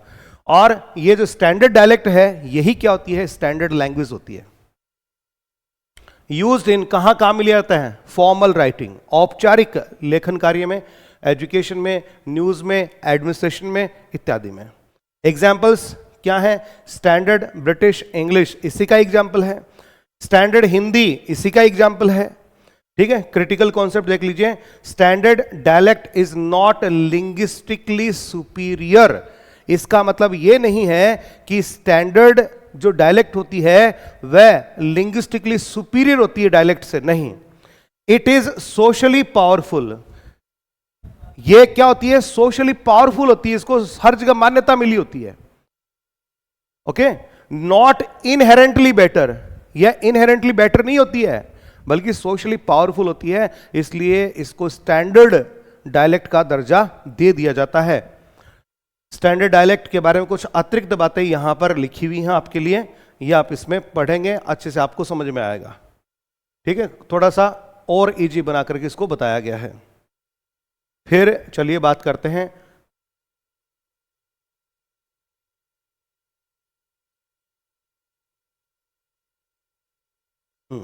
यहां पे नॉन स्टैंडर्ड डायलेक्ट, जिसको वर्नाकुलर भी कहते हैं, बोली वर्नाकुलर भी आप इसको कहते हैं। All dialects other than the standard, जो स्टैंडर्ड डायलेक्ट है अर्थात स्थापित भाषा है, सर्वमान्य भाषा है, ऑफिशियल लैंग्वेज है जिसको आप कहते हैं, उसको छोड़ करके उसके जितने भी वेरिएशन वाली जो बोलियां हैं वो इसमें आ जाती हैं। All dialects other than the standard. की फीचर्स क्या है? Use in daily conversation, daily conversation में इसको काम में लेते हैं, यानी इनफॉर्मल लैंग्वेज में यही काम में आती है। लर्निड एज फर्स्ट लैंग्वेज, और इसको कोई भी सीखता है ना वो फर्स्ट लैंग्वेज के तौर पे सीखता है। यानी इंग्लैंड में कोई बच्चा, अंग्रेज बच्चा जन्म लेता है ना, तो स्टैंडर्ड इंग्लिश थोड़ी सीखता है पहले, भाई परिवार के अंदर रहता है तो वो डेली कॉन्वर्सेशन के अंदर जो इनफॉर्मल लैंग्वेज काम में ली जाती है वही सीखेगा। और वो इनफॉर्मल लैंग्वेज क्या है? वो नॉन स्टैंडर्ड इंग्लिश है, अर्थात डायलेक्ट है। तो कोई भी बच्चा सबसे पहले क्या सीखता है? डायलेक्ट सीखता है, न कि सीधे लैंग्वेज। लैंग्वेज तो फिर वो स्कूल इत्यादि में जाता है तो इसमें थोड़ा थोड़ा और बदलाव आता है, सुधार मत नहीं कहेंगे उसको, उसमें बदलाव आता जाता है कि बेटा ये ग्रामर जो तू घर पे यूज करता है ना ऐसे बोलने में, वो ऐसा नहीं होती, ये शब्द इसकी जगह ये आता है, वो आता है, ठीक है। वो स्टैंडर्ड इंग्लिश उसको वहां सिखाई जाती है। यूज इन इनफॉर्मल सिचुएशंस, यही बात आ गई, डेली कॉन्वर्सेशन तो इनफॉर्मल हो गई। लेस सेल्फ मॉनिटरिंग, इसकी कोई सेल्फ मॉनिटरिंग नहीं होती है। एग्जाम्पल्स लोकल विलेज स्पीच, अरे जो लोकल गांव वाले बोलियां बोलते हैं वो। स्लैंग बेस्ड वेराइटीज, इसमें आप अपने कुछ स्लैंग बेस्ड शब्द काम में लेते हैं। रीजनल इनफॉर्मल इंग्लिश भी इसमें आती है, ठीक है। इंपॉर्टेंट कॉन्सेप्ट क्या है? नॉन स्टैंडर्ड का मतलब इनकरेक्ट नहीं होता है, याद रखिएगा, नॉन स्टैंडर्ड का मतलब इनकरेक्ट नहीं होता है। It is equally systematic and rule governed, यह एक स्टैंडर्ड लैंग्वेज के तरह से, उसी की तरह से सिस्टमेटिक होती है, उसी की तरह से रूल गवर्न्ड होती है। इसकी अपनी ग्रामर होती है, इसकी अपनी प्रोनाउंसिएशन होता है, इसके अपने शब्द होते हैं। Okay, example and got no time, non standard है बट स्ट्रक्चर्ड है, ये वाक्य है। I haven't got no time, इसको अब इसको ऐसे बोलूं, I haven't got no time है, I haven't got any time ऐसे बोलूंगा स्टैंडर्ड में। और इसने क्या बोला? And got no time. अब एंड क्या है? ये यहां पर कॉन्ट्रैक्टेड फॉर्म को काम में लिया है। अब कॉन्ट्रैक्टेड फॉर्म, शॉर्ट फॉर्म किस में काम में आती है? ये इनफॉर्मल में। और इनफॉर्मल लैंग्वेज कौन सी होती है? ये आपकी नॉन स्टैंडर्ड होती है। तो नॉन स्टैंडर्ड का एग्जाम्पल हो गया। यहां पर कुछ और बातें इसमें दे रखी हैं, ये आपके पढ़ने के लिए हैं, ठीक है। दोनों में आप कंपेयर कर सकते हैं। देखो, regional dialect, social dialect, ethnolect, standard dialect, non standard dialect, ठीक है। ये आप यहां पर बिल्कुल शॉर्ट फॉर्म में यहां पे बना के दे दी है, आप इसको पढ़ लीजिएगा, ठीक है। फिर स्टैंडर्ड डायलेक्ट और नॉन स्टैंडर्ड डायलेक्ट में अंतर क्या है वो देखिएगा। हिम्मत सिंह, यार हिम्मत का मन घबरा रहा है। हिम्मत बेटा, हिम्मत रखो, हिम्मत मर्दार मददे खुदा है, हिम्मत रख यार।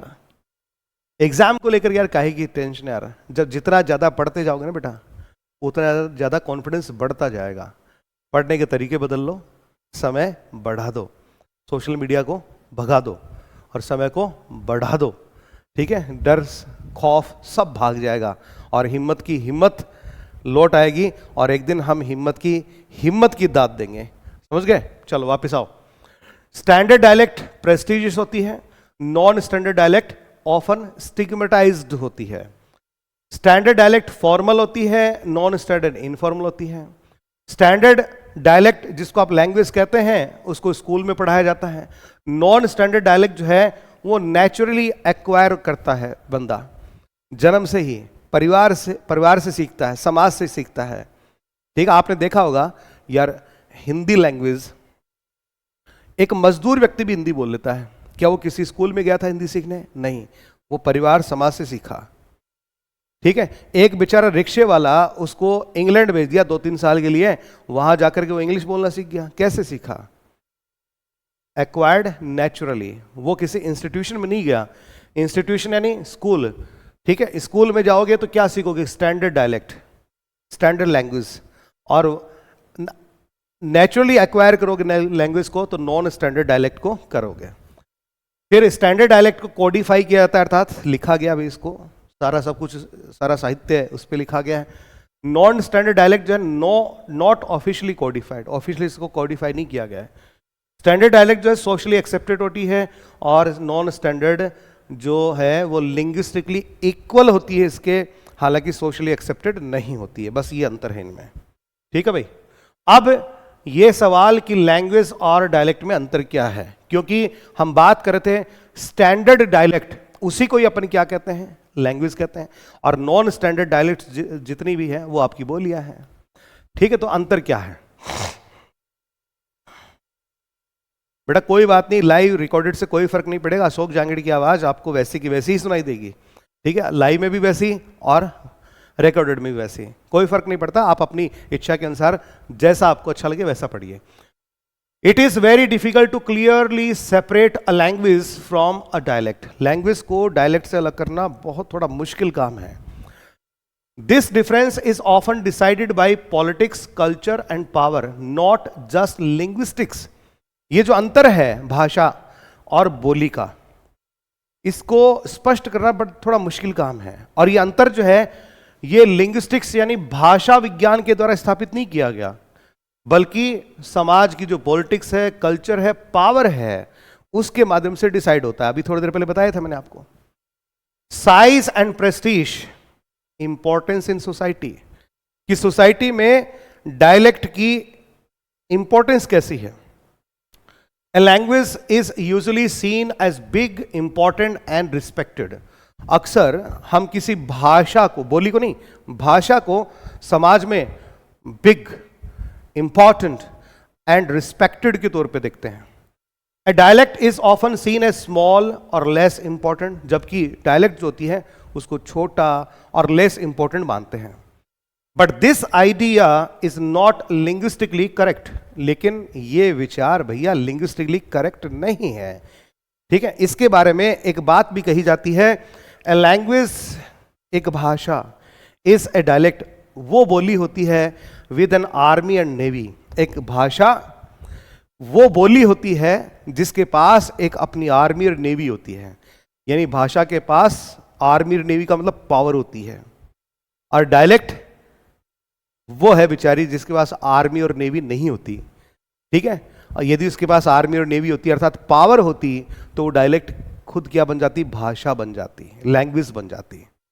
ये मजाक मजाक में कही गई। खैर मीनिंग क्या इसका, if a group has power, यानी कोई भाषा विशेष वाला ग्रुप जो है उसके पास पावर हो, जैसे कंट्री, आर्मी, गवर्नमेंट, उसके पास भूभाग हो, आर्मी हो, गवर्नमेंट हो, अर्थात कहने का तात्पर्य यह है कि जिस भाषा को बोलने वाले समूह के पास ताकत हो।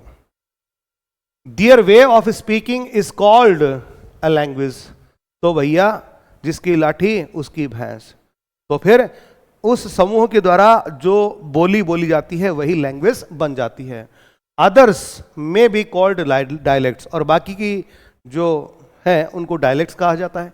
Even if they are equally complex, भले ही वो लैंग्वेज की तरह से वो भी कॉम्प्लेक्सिटी रखती होंगी, लेकिन उनके पास ताकत नहीं है, सोशल रेपुटेशन नहीं है, इस वजह से। Example, Hindi and it's varieties, Hindi और इसकी वैरायटी ले लो, ठीक है, अलग अलग क्षेत्र में जाकर अलग अलग हो जाती है। सम आर कॉल्ड डायलेक्ट्स, इनमें से कुछ को बोलियां कहते हैं। Not because they are weak linguistically, इस वजह से नहीं कि वो भाषा विज्ञान की दृष्टि से कमजोर है, but because of social status, बल्कि उनके सोशल स्टेटस की वजह से ऐसा कहा जाता है। अंडरस्टैंडिंग ईच अदर, एक और अंतर बताया गया है कि लैंग्वेज और डायलेक्ट के बीच में, जिसके हिसाब से आप इसमें डिफरेंस क्रिएट करें। अंडरस्टैंडिंग ईच अदर, एक दूसरे को समझना, यानी म्यूचुअल इंटेलिजिबिलिटी भी इसको कहा जाता है। If people understand each other, यानी एक दूसरे की भाषा को समझते हो, यानी सेम लैंग्वेज। देखो मुझे हिंदी आती है, ध्यान से समझना, मुझे हिंदी आती है, ठीक है। अब मैं कहाँ का, राजस्थान का। अब हरियाणा वाले बंदे को भी हिंदी आती है, वो भी कहाँ, कौन से लैंग्वेज की बात कर रहा हूं, हिंदी की। उसका हिंदी बोलने का तरीका अलग है, मेरा हिंदी बोलने का तरीका अलग है, लेकिन दोनों की दोनों को आपस में वो समझ में आती है, रीजनल डायलेक्ट हिंदी में जो बोल रहा है समझ में आती है, उसकी बात कर रहा है। फिर एक सिचुएशन ये हो सकती है, if they don't understand different languages, यदि वो आपस की बोलियां नहीं समझे तो फिर भैया वो अलग लैंग्वेज बन जाती है, वो डायलेक्ट नहीं रहती। थोड़ा कॉम्प्लेक्स है लेकिन आगे समझ में आ जाएगा। जैसे British English and American English, British वाले को अमेरिकन समझ में आएगी और अमेरिकन वाले को ब्रिटिश समझ में आएगी ना, अंडरस्टैंड। इसका मतलब ये सेम लैंग्वेज है और इसकी दो बोलियां हैं, एक बोली का नाम ब्रिटिश इंग्लिश हो गया और एक का अमेरिकन इंग्लिश हो गया। दूसरा देखो, इंग्लिश एंड चाइनीज, इंग्लिश वाले को चाइनीज नहीं आती, चाइनीज वाले को इंग्लिश नहीं आती, यानी डोंट अंडरस्टैंड, दोनों नहीं समझ पा रहे एक दूसरे का।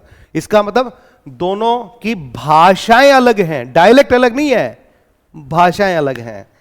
ठीक है, यदि आपको दोनों पक्षों की, राजस्थान वाले को हरियाणा की और हरियाणा वाले को राजस्थान की, ठीक है, बोलियां समझ में आ रही है, इसका मतलब वो बोली एक भाषा से ताल्लुक रखती है। इंग्लिश वाले को चाइनीज की, चाइनीज वाले को इंग्लिश की समझ में नहीं आ रही, इसका मतलब इनकी जो बोलियां हैं वो एक भाषा से ताल्लुक नहीं रखती हैं, ये दोनों ही क्या हैं, डिफरेंट लैंग्वेजेस हैं। ठीक है, उदाहरण से समझाऊंगा यहां पे।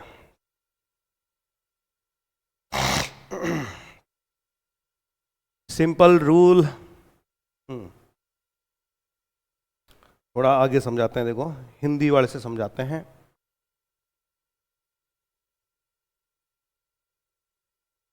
यहां देखो एक बार, ये अच्छे समझ में आएगा ये एग्जाम्पल, फिर पीछे वाला एग्जाम्पल क्लियर करूंगा। जैसे मैंने यहां 3 पार्टियां लिए भाई, ए बी सी, ठीक है, प्लेस ए, प्लेस बी और प्लेस सी। प्लेस ए है दिल्ली, प्लेस बी है हरियाणा और प्लेस सी है राजस्थान। समझना इसको, 3 स्टेट के लोग बैठे हैं। यहां पर एक शब्द है, हिंदी में लिखते हैं, चलो,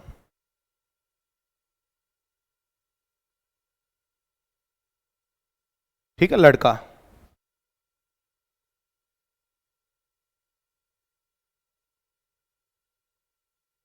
भाषा कौन सी है,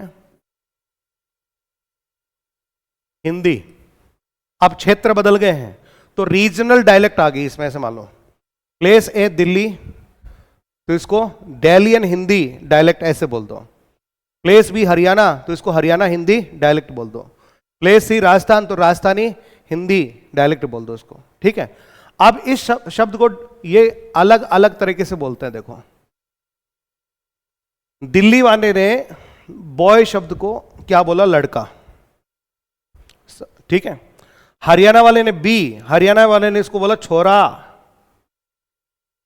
ओके, लिखते जाते हैं यहां पे। ए यानी दिल्ली ने क्या बोला, लड़का। बी हरियाणा ने क्या बोला, छोरा। सी राजस्थान वाले ने देखो इसको क्या बोला है, टिंगर। ठीक है, अब कनेक्शन देखना, ए वाले ने जो कहा है वो बी वाले को समझ में आता है, ए ने जो कहा वो बी को समझ में आता है, जो बी ने कहा वो ए को समझ में आता है भाई। दिल्ली वाले को पता चल गया क्योंकि नियर प्लेस है, दिल्ली हरियाणा पास पास है, तो समझ में आ गया कि यहां लड़के शब्द के लिए छोरा शब्द, ठीक है, कि मारी छोरियां के छोरों से कम है, समझ में आता है। अब राजस्थान वाले ने क्या कहा, टिंगर। अब बेचारा दिल्ली वाला जो है राजस्थान वाले को समझ, ये हरियाणा वाले को समझ में आ गया क्योंकि हरियाणा राजस्थान पास पास पड़ता है, इलाका पास पास है। तो सी वाली बात जो है वो बी को तो समझ में आ गई, लेकिन सी वाली बात जो है वो किसको समझ में नहीं आई, ए को समझ में नहीं आई। किसको समझ में नहीं आई, ए को समझ में नहीं आई। क्लियर। अब इसकी क्या झोल है समझो इसको यहां पे। नाउ सी व्हाट हैपेंस, अब क्या हो रहा है वो देखो। ए अंडरस्टैंड्स बी, दिल्ली समझ गया राणे की बात, इसको लड़के को छोरा भी कहते हैं। बी अंडरस्टैंड सी, हरियाणा समझ गया राजस्थान की बात कि भैया इनके यहां ये लड़के को टिंगर भी कह देते हैं, अरे छोरा भी अपने आप ही कहते हैं भाई। But A not may not understand see clearly, लेकिन बेचारा दिल्ली वाला जो है ऐसे सर खुजाने लगे, यार टिंगर क्या होता है, ये टिंगर है क्या होता है, वो सर खुजाने लगे, उसको समझ में नहीं आई। ठीक है, अभी अब थोड़ी देर पहले अपन ये तो बात कर रहे थे, इसमें अंतर बता रहा हूं आपको कि आप लैंग्वेज और डायलेक्ट में इस आधार पे अंतर कर रहे थे कि कोई भाषा कोई बोली दूसरे की समझ में आ रही है। ठीक है, कोई देखो इसको भाषा, इसके तहत किसने बोली,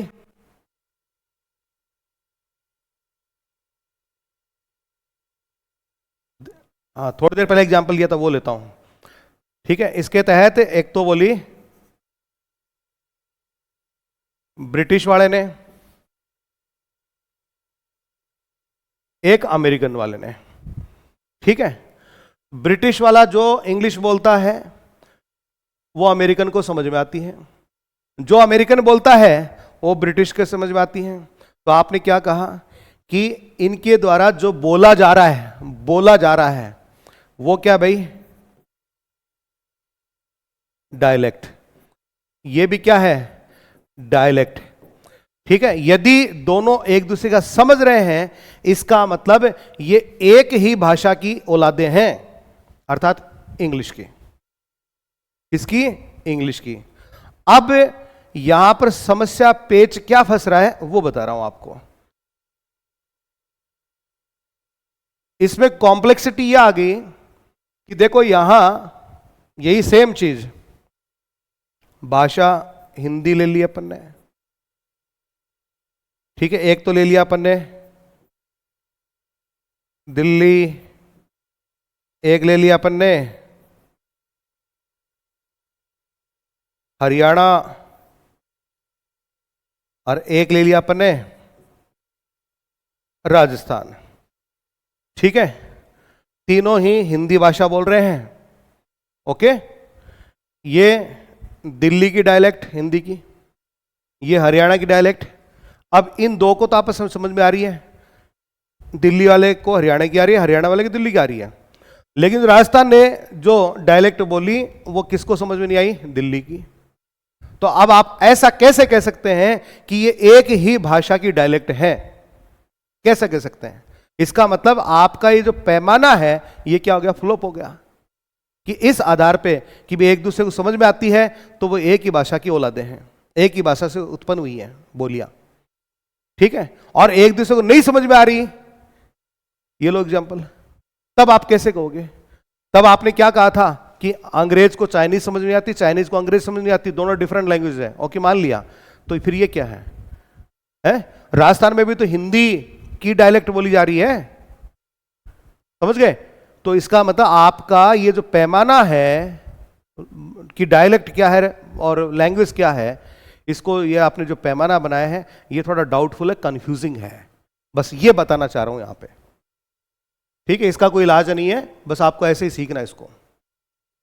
सो what should we call them? तो हम इनको क्या कहें फिर? सेम लैंग्वेज कहें कि हिंदी लैंग्वेज की ये डायलेक्ट्स हैं? तो यदि होती तो आपस में समझ आनी चाहिए थे ना आपके अनुसार तो। या डिफरेंट लैंग्वेज कहें फिर अपन इनको, कि राजस्थान वाला जो लैंग्वेज बोल रहा है वो डिफरेंट लैंग्वेज बोल रहा है। अरे राजस्थानी वो अलग भाषा भाई, वो राजस्थान नहीं बोल रहा, वो हिंदी का मिश्रण करके तो बोल रहा है कि मारे टिंगर क्या टिंगरी से कम है? वो क्या है? हिंदी की डायलेक्ट है। तो आपका ये जो पैमाना है वो फॉल्टी है, ऐसा कहा है। तो this is called dialect chain या कॉन्टिनम। इसको डायलेक्ट चेन या कॉन्टिनम या कॉन्टिना कहा जाता है। कंक्लूजन क्या निकलता है? People understand near by speech. लोग क्या करते हैं, एक इलाका दूसरे इलाके से जुड़ा हुआ है, उसकी नियर बाई है वो, जैसे दिल्ली के हरियाणा जुड़ा हुआ है, नियर बाई पड़ता है, तो उसकी स्पीच वो समझ जाते हैं। But not far away speech. लेकिन हरियाणा कहां पड़ता है, सॉरी राजस्थान कहां पड़ता है? दिल्ली, फिर हरियाणा पार करो, फिर राजस्थान आओ। ठीक है, तो ये फार अवे हो गया। तो ये फार अवे जो लैंड जो होता है, रीजन जो होता है, इलाका जो होता है, एरिया जो होता है, उसको ये समझ में नहीं पाते हैं। सो द अंडरस्टैंडिंग रूल, आपने कहा ना अंडरस्टैंडिंग वाला रूल, कि यदि मेरे को तेरी बोली समझ आती है, तेरे को मेरी आती है, तो अपन एक ही भाषा की औलादे हैं, नहीं। तो ये जो अंडरस्टैंडिंग रूल जो है, not always reliable, not always correct, ये हमेशा करेक्ट नहीं है, ठीक है। फिर इसमें एक आता है ऑटोनॉमी वर्सेस हेटेरोनिमी। ये क्या होता है भाई? ऑटोनॉमी का मतलब क्या होता है? ऑटोनोमस लैंग्वेज कौन सी होती है?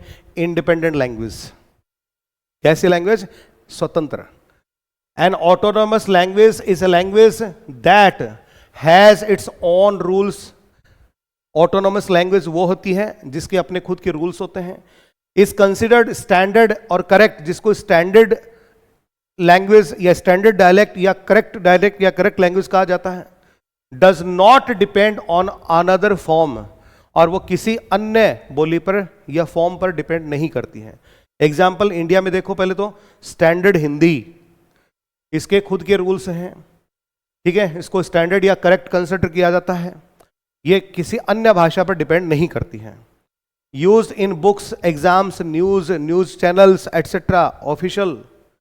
हैज फिक्स्ड ग्रामर रूल्स, निश्चित ग्रामर के नियम हैं। People consider it the correct form, और इसी को लोग करेक्ट फॉर्म भी कंसिडर करते हैं। So standard Hindi is autonomous, अर्थात इंडिपेंडेंट। ओके, अब चलो हेटेरोनोमस डायलेक्ट या dependent dialect.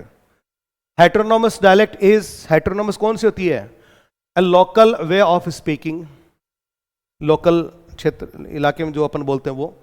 It depends on a standard language, ये हमेशा आश्रित होती है किस पर? किसी स्टैंडर्ड लैंग्वेज पे।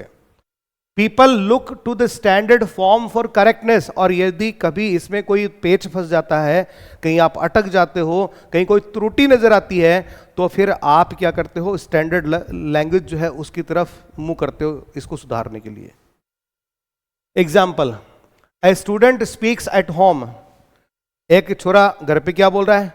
मैं स्कूल ना जाऊं, मैं स्कूल ना जाऊं आज। ये क्या है? लोकल डायलेक्ट है। बट राइट्स इन एग्जाम, लेकिन वो एग्जाम में क्या लिख रहा है? मैं स्कूल नहीं जाऊंगा।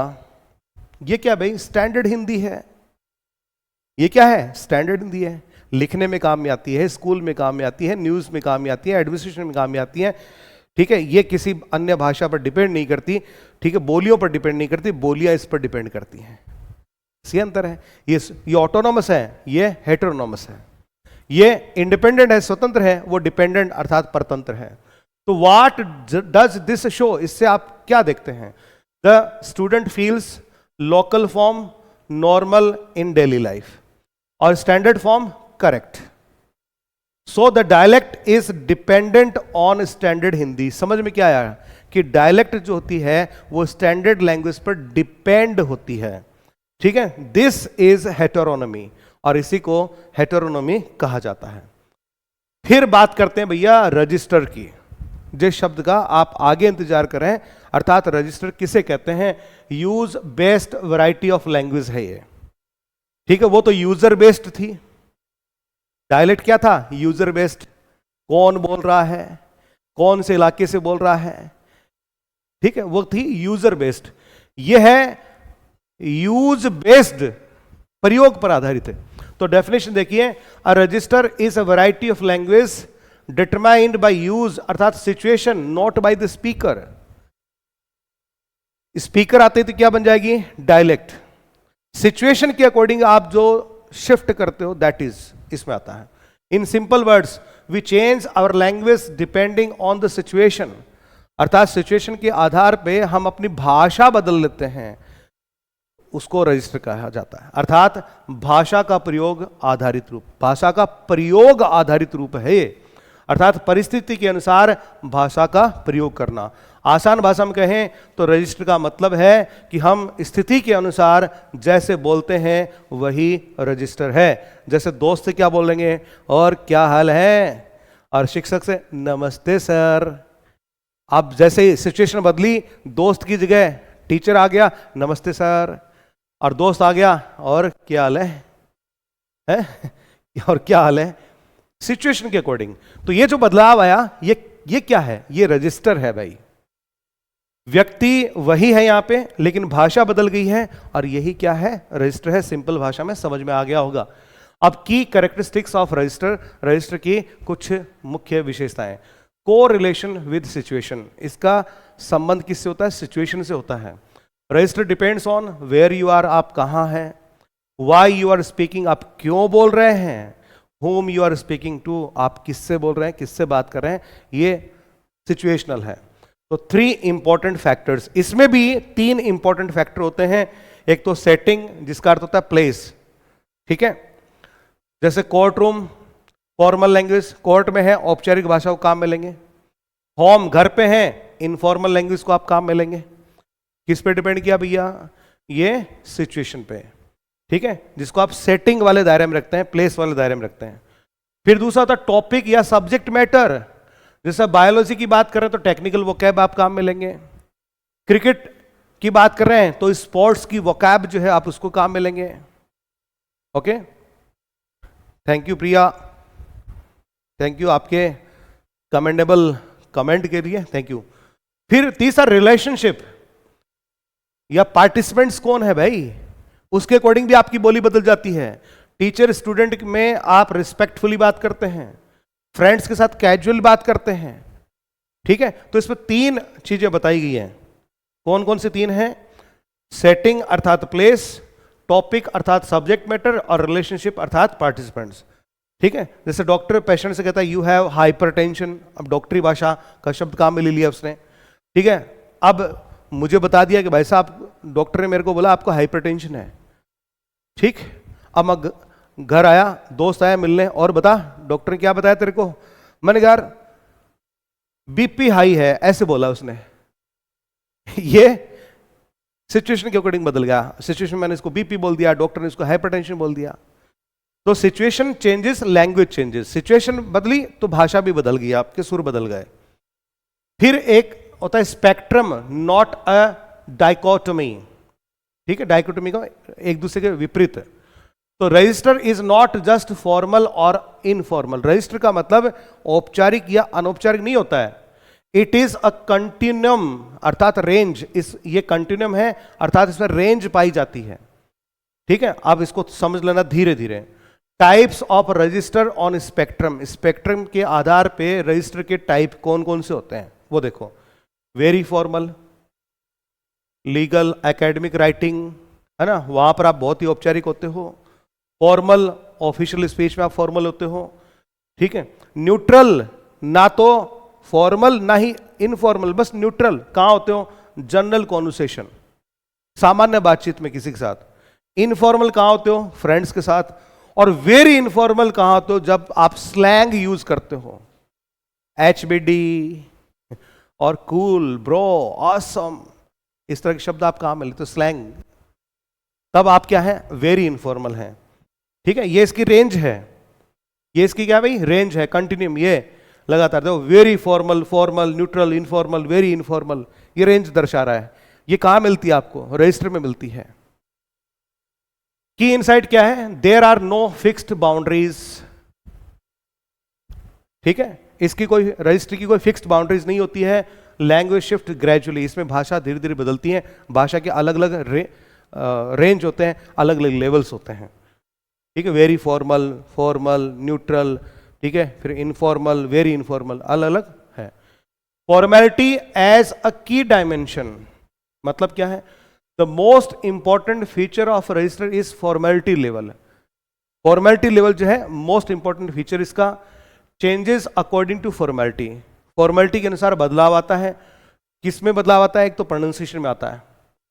जैसे फॉर्मल, औपचारिक तौर पे आप क्या बोलेंगे? वॉकिंग, पूरा बोलेंगे। इनफॉर्मल, वॉकन, गए, साउंड खा गए, इनफॉर्मल। वोकैबुलरी के हिसाब से भी अंतर आता है। फॉर्मल में आप जैसे कमेंस, कमेंस का मतलब शुरू करना। इनफॉर्मल में बोलते स्टार्ट, फॉर्मल में बोलते father, informal dad, informal dad. Grammar में बदलाव आता है। I do not know, informal में आई डोंट नो, जो है शॉर्ट फॉर्म कहां में ले लेंगे, है ना। तो ग्रामर में, वोकैब में और प्रोनाउंसिएशन में, यही डायलेक्ट में 3 चीजें आती हैं। प्रोनाउंसिएशन आता है, ग्रामर आती है, वोकैब आती है। और इन तीनों में आप बदलाव कर देते हैं according to register, according to situation.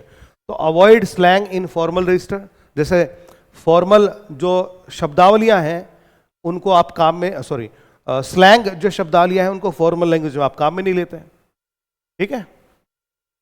फिर आगे चलो, a highly influential model for analysing register, ये जो रजिस्टर शब्द है इसका विश्लेषण करने के लिए एक अत्यंत उच्च स्तरीय प्रभावशाली मॉडल जो है तैयार किया गया बाय M.A.K. हॉलिडे, इनके द्वारा। ही आर्ग्यूज दैट, वो तर्क देते हैं, that register is the result of 3 की कॉन्टेक्चुअल वेरिएबल्स। ये जो रजिस्टर है ना, ये परिणाम है, द रिजल्ट ऑफ 3 की प्रमुख कॉन्टेक्चुअल वेरिएबल्स का परिणाम है। वो 3 कॉन्टेक्चुअल वेरिएबल्स कौन से हैं जिनका परिणाम रजिस्टर है, उनको देखते हैं। तो हॉलिडेज फ्रेमवर्क ऑफ रजिस्टर, उन्होंने 3 बताए हैं, फील्ड, मोड और tenor.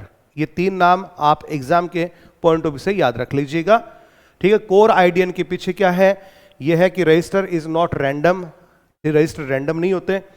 It is shaped by 3 contextual variables, ये 3 कॉन्टेक्चुअल वेरिएबल्स से प्रभावित होते हैं या उनसे मिलकर के बने होते हैं। वो 3 कौन से, field plus mode plus tenor बराबर रजिस्टर। अब आप सोच रहे हैं फील्ड, मोड, टेनर क्या चीज आ गई, भाई बिल्कुल आसान बनाएंगे अभी इसको। These 3 decide how language looks, how language sounds and how language functions in any situation, कि किसी भी तरह के हालात में कोई लैंग्वेज कैसी दिखती है, कैसी सुनाई पड़ती है और किस तरह से फंक्शन करती है, ये सारा इन 3 चीजों पर डिपेंड करता है, फील्ड, मोड और टेनर। तो पहले इनके बारे में जानकारी लेते हैं।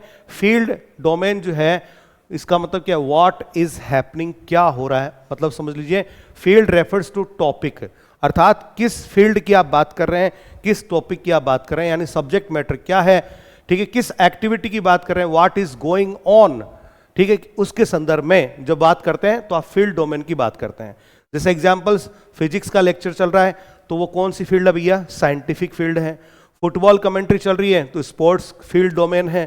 क्लासरूम टीचिंग चल रही है तो एजुकेशनल एक्टिविटी है, ठीक है। बिजनेस मीटिंग चल रही है तो नेगोशिएशन एक्टिविटी है, क्लियर। तो इसको बोलते हैं अपन फील्ड, ठीक है। उसके अकॉर्डिंग अब अच्छा बताइए, यहां पर लैंग्वेज चेंज होगी कि नहीं होगी, फिजिक्स के क्लासरूम के अंदर शब्दावलियां अलग होगी, ठीक है, फुटबॉल की कमेंट्री में अलग होगी।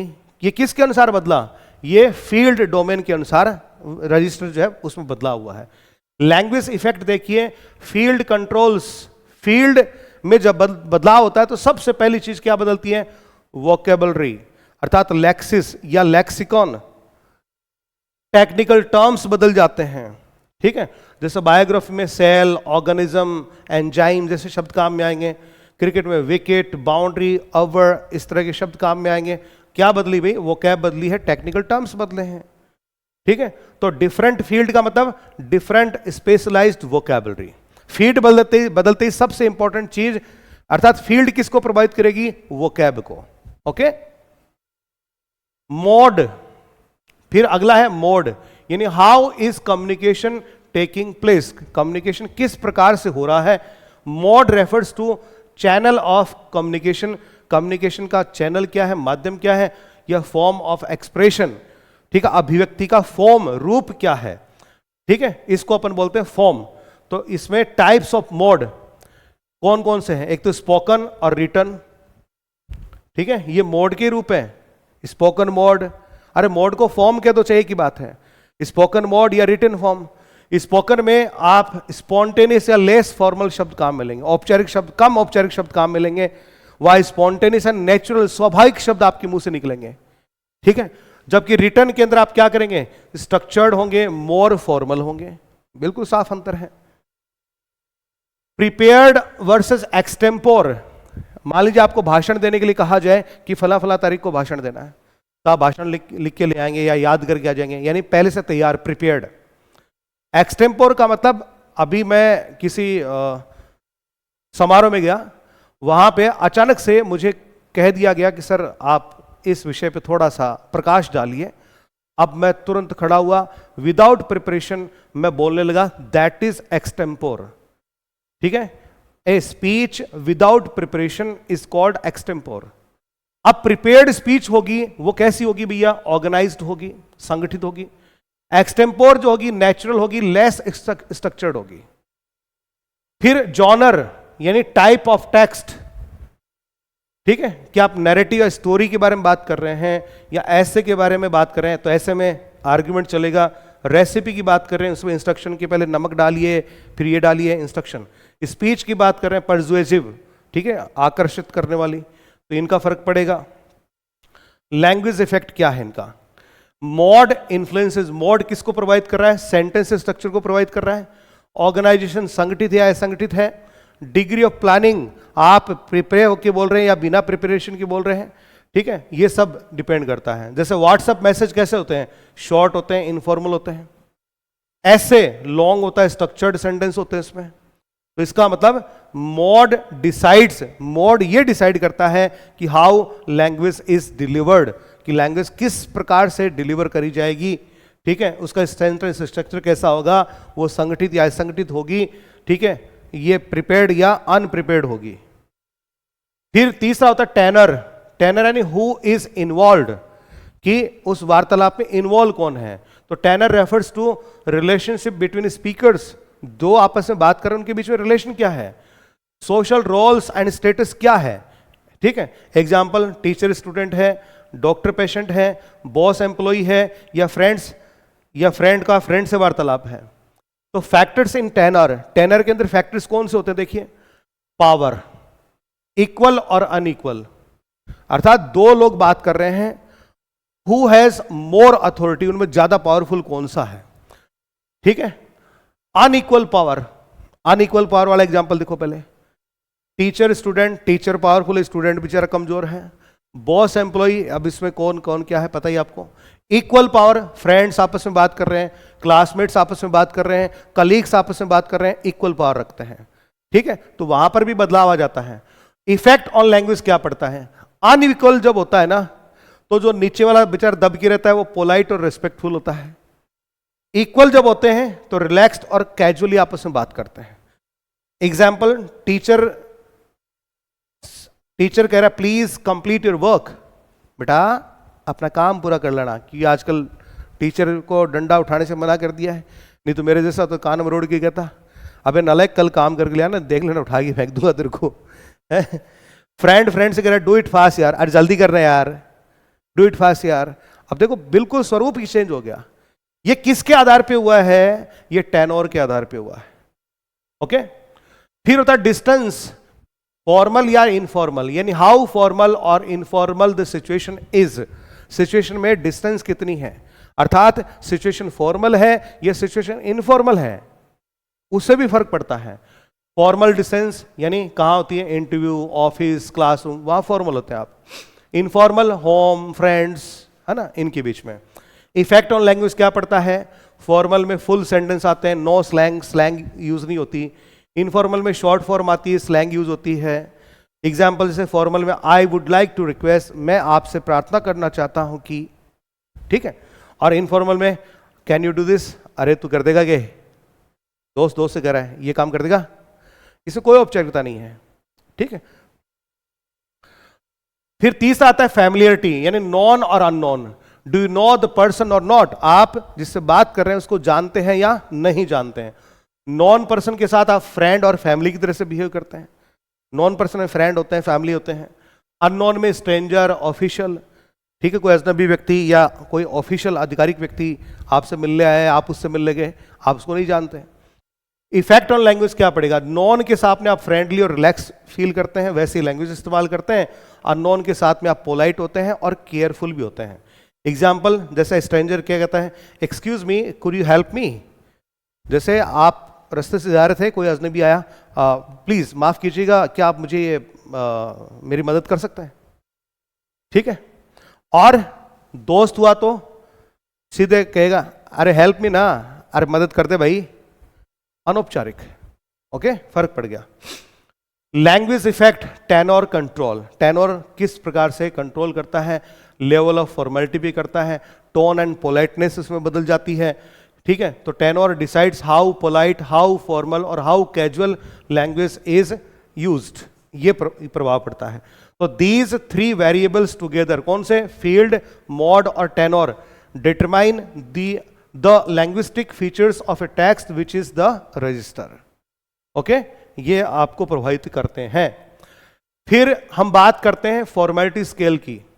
ये जो जूज 5 क्लॉक्स इसको कहा जाता है, developed by Martin Joos. Martin Joos ने इसको डेवलप किया था।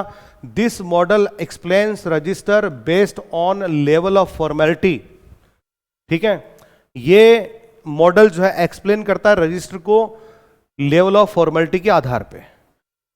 क्लियर? जिसमें नंबर 1 बताया गया फ्रोजन या स्टैटिक रजिस्टर। अरे फ्रोजन जड़, जो जम चुका, स्टैटिक जो स्थिर है, एक जगह पड़ा रहता है, एक जगह पड़े से मतलब जिसमें कोई बदलाव नहीं होता। तो ये कैसे होते हैं? प्रिंटेड होते हैं। अनचेंजिंग लैंग्वेज होती है, like the pledge of alliance. जैसे आप शपथ लेते हैं, मैं भारत का नागरिक शपथ लेता हूं कि संविधान का ये करूंगा वो करूंगा, है ना, ये नेता लोग लेते हैं शपथ इत्यादि। और बिब्लिकल कोटेशंस, बाइबल के कोटेशंस या अन्य किसी स्क्रिप्चर की और कोई कोटेशंस, वो वैसे वैसे रहते हैं, उनमें कोई बदलाव नहीं करते अपन, ये फिक्स्ड रहते हैं। अनचेंजिंग लैंग्वेज होती है, ठीक है, कैन नॉट बी मॉडिफाइड, इनमें कोई परिवर्तन नहीं किया जाता है। एग्जाम्पल्स जैसे नेशनल एंथम है, कोई बदलाव नहीं होता।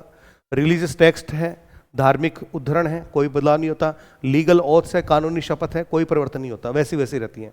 एग्जाम्पल जैसे we the people of India dot dot dot dot, यानी इस प्रकार से करके आप क्या लेते हैं, शपथ लेते हैं, कोई मंत्री एमएलए इत्यादि बनते हैं। तो की फीचर क्या है?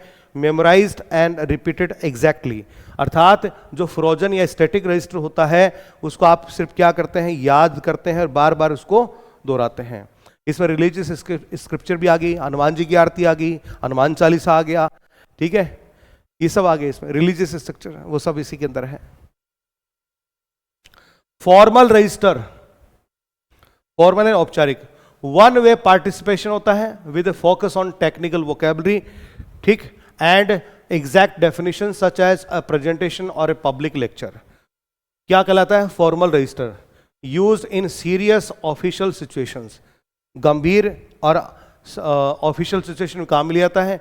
यूजुअली वन वे कम्युनिकेशन होता है। अरे टीवी इत्यादि भी तो ऐसे होता है, वन वे होता है।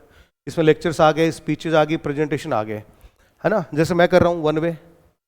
एग्जाम्पल जैसे मैं ऐसे बोलूंगा, today I will discuss the causes of climate change, today I will discuss the topic dialect and register. क्या है भाई? फॉर्मल रजिस्टर है। ओके, की फीचर्स देख लो, टेक्निकल वोकेबलरी काम में आएगी, कंप्लीट सेंटेंसेस होंगे, नो स्लैंग, कोई स्लैंग इसमें यूज नहीं होगी, किसमें? फॉर्मल रजिस्टर में। Consultative register, two way participation होगा in professional settings like a doctor patient teacher student interaction. अरे टू वे हो गया ना, नाम से समझ जाओ। कंसल्टेटिव रजिस्टर यानी जहां पर कंसल्ट किया जाता है। अब कंसल्ट किस किस के बीच में हो सकता है? दो के बीच में माध्यम में जो बात हो रही वही है। Background information is provided, background information प्रदान करी जाती है, एंड बैक चैनलिंग होती है, अर्थात आई सी, है ना, इसको बैक चैनलिंग बोलते हैं।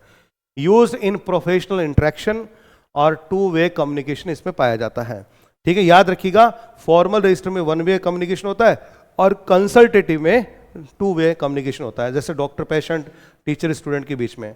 जैसे एक बोलता है, do you understand this concept?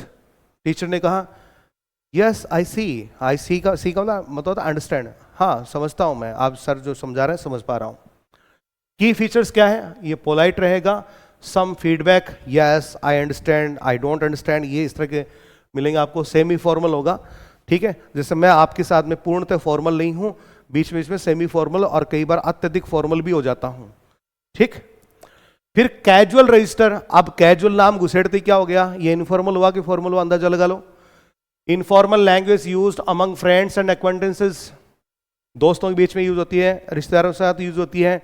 जहां पर इनफॉर्मल हो जाते हैं वहां पर स्लैंग आएगा, एलिप्सिस यानी छोटे छोटे सेंटेंसेस काम मिलोगे। एंड इंटरप्शंस आर कॉमन, बीच बीच में बात भी काट दी जाएगी, इंटरप्शन होगा। तो use among friends and equals. Examples, daily conversation आ गए, इनफॉर्मल चैट्स आ गई। एग्जाम्पल व्हाट्सएप, अरे क्या कर रहा है, व्हाट्सअप, नथिंग, आप कुछ खास नहीं यार। मुख्य विशेषता क्या है, स्लैंग काम में आएगी, शॉर्ट फॉर्म काम में आएगी, इंटरप्शंस यानी बीच बीच में बात पूरी नहीं करने देंगे, आप बीच में टोका टोकी भी करेंगे, एलिप्सिस यानी इनकम्प्लीट सेंटेंसेस भी इसमें काम में आते हैं।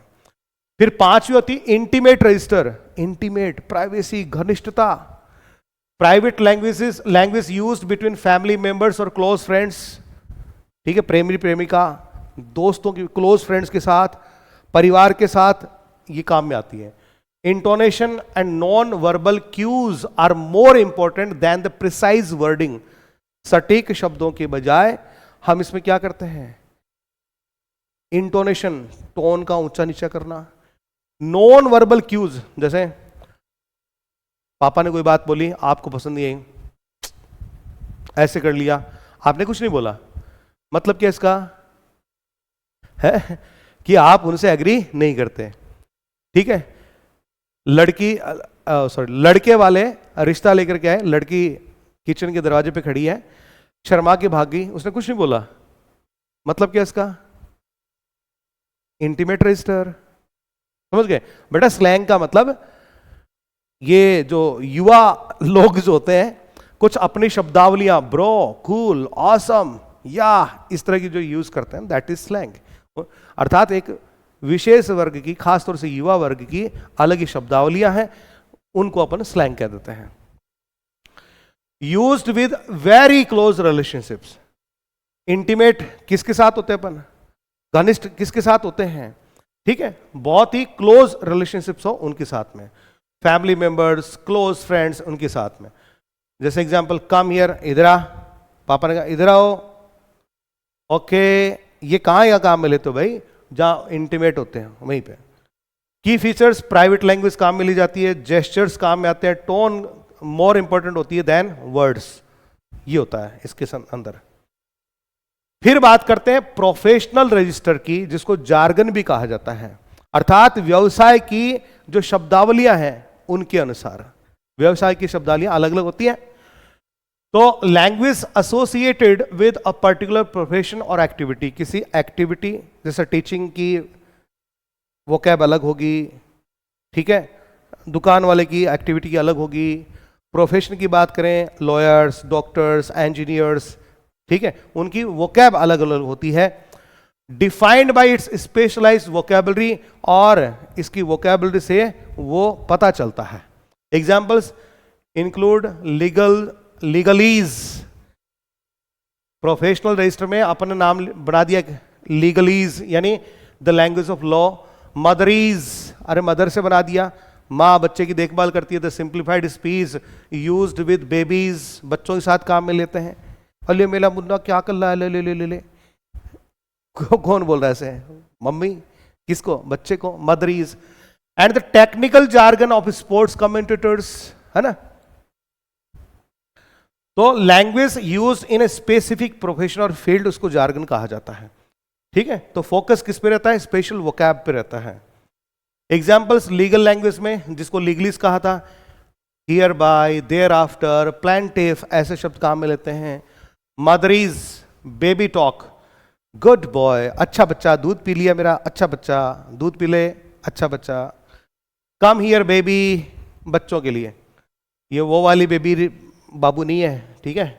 टेक्निकल जार्गन, स्पोर्ट्स में विकेट, पेनल्टी, है ना। मेडिसिन में डायग्नोसिस, हाइपरटेंशन, इस तरह के शब्दों को काम में लेते हैं। की इनसाइट क्या है, जार्गन क्या है, एफिशिएंट फॉर एक्सपर्ट्स हैं, डिफिकल्ट फॉर आउटसाइडर्स हैं, ठीक है, ध्यान देना, डिफिकल्ट फॉर आउटसाइडर्स। यदि आप डॉक्टर प्रोफेशन से नहीं है तो उनकी शब्दावलियां आपकी समझ में नहीं आएगी।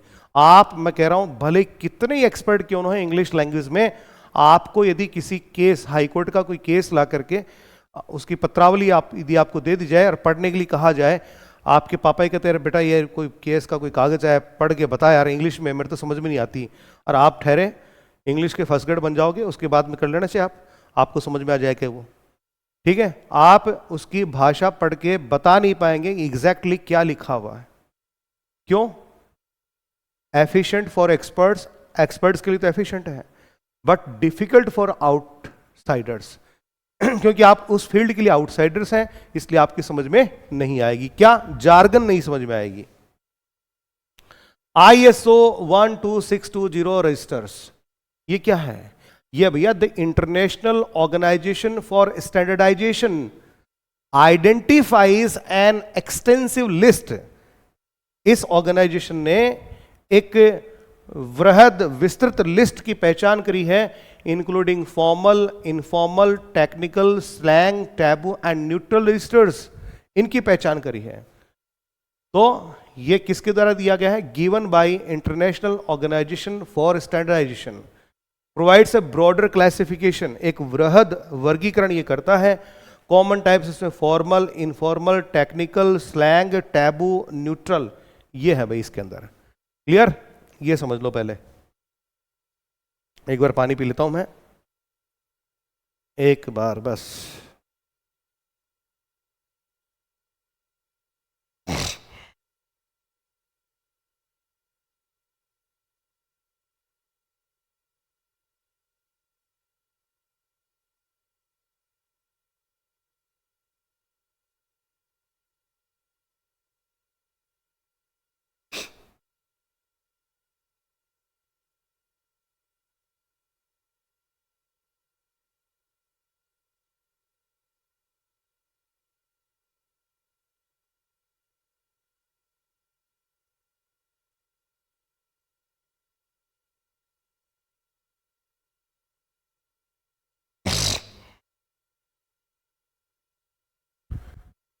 हाँ, की इनसाइट देख लीजिए इसकी।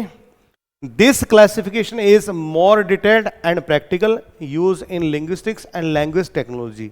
ये अपने भी काम में नहीं आता, ये ध्यान रखो। यहां पर अब आपने ओवरऑल दो मोटी बातें पढ़ी है बेटा, ठीक है? उसका यहां पर डिफरेंस जो है मैंने करके आपको दे दिया है। ओके, डायलेक्ट और रजिस्टर दोनों में अंतर क्या है, उसकी लास्ट में एक टेबल बना दी है। आराम से आप इसको पढ़ेंगे, समझ में आ जाएगा। जैसे मैं पढ़ लेता हूं आपके लिए, ठीक है? डायलेक्ट और रजिस्टर, प्राइमरी डिस्टिंक्शन, दोनों में मुख्य अंतर, ठीक है? डायलेक्ट क्या है? Variation according to the user, user के अकॉर्डिंग होती है। और ये किसके अकॉर्डिंग होती है? यूज के अकॉर्डिंग। ये उपयोग करता है, वो उपयोग पर आधारित है। की क्वेश्चन क्या है? आप ये पूछें, हु आर यू, तुम कौन हो? मैं हरियाणवी हूं, मैं राजस्थानी हूं, यानी तो भैया वहां की डायलेक्ट को काम में लेता है। व्हाट आर यू डूइंग, तुम क्या कर रहे हो, यानी तुम क्या बोल रहे हो, जो तुम्हारे मुंह से निकल रहा है उसके बारे में। तुम यूज क्या कर रहे हो, ठीक है? उससे पता चल गया।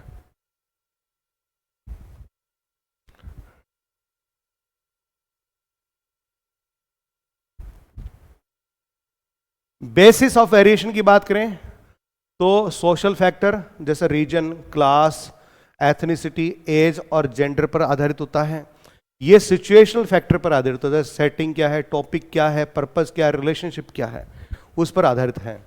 स्कोप फॉर स्पीकर की बात करें तो रिलेटिवली फिक्स्ड होता है इसमें स्कोप, और इसमें हाईली वेरिएबल होता है, बदलता है, ठीक है? कौन किससे बात कर रहा है उसमें भी बदल जाएगा, है ना? एक्विजिशन की प्राप्ति बात करें, अर्थात ये सीखे कैसे जाते हैं, तो लर्नड इन चाइल्डहुड, डायलेक्ट बचपन में सीखी जाती है, और learned and adjusted through out life. और रजिस्टर जो है वो आप पूरी जिंदगी भर क्या करते हैं, सीखते रहते हैं और उसमें बदलाव आते रहते हैं, ठीक है? फंक्शन, ये आइडेंटिटी मार्कर होता है। कोई व्यक्ति जैसी डायलेक्ट बोलता है उससे उसकी पहचान स्थापित हो सकती है। रजिस्टर ये कॉन्टेक्स्ट अप्रोप्रिएट कम्युनिकेशन पर आधारित होता है बेटा, ओके? ये दोनों में अंतर है। और यहां पर इस टॉपिक को पूरा करते हैं। इससे ज़्यादा इस टॉपिक में आपको पढ़ने, सुनने, देखने की आवश्यकता नहीं है। पीडीएफ आपको तुरंत से मिल ही जाएगी, तो इसका प्रिंट निकाल करके इसको अच्छे से एक बार पढ़ लीजिएगा, बहुत मजा आने वाला है और शानदार सा टॉपिक है, ठीक है? कुछ खास इसमें है नहीं, आप इसको समझ लेते हैं तो फिर आप इस टॉपिक को अच्छे से कर पाएंगे। अरे बेटा लास्ट मंथ के लिए स्ट्रेटजी, पहले एक बार एक दो टॉपिक और बच गया आपके फर्स्ट ग्रेड के, उनको कंप्लीट कर लेते हैं, देन आफ्टर मैं कुछ आपको और बातें बताता हूँ। चलिए आज के लिए इतना काफ़ी है। थैंक यू आप सभी को, धन्यवाद।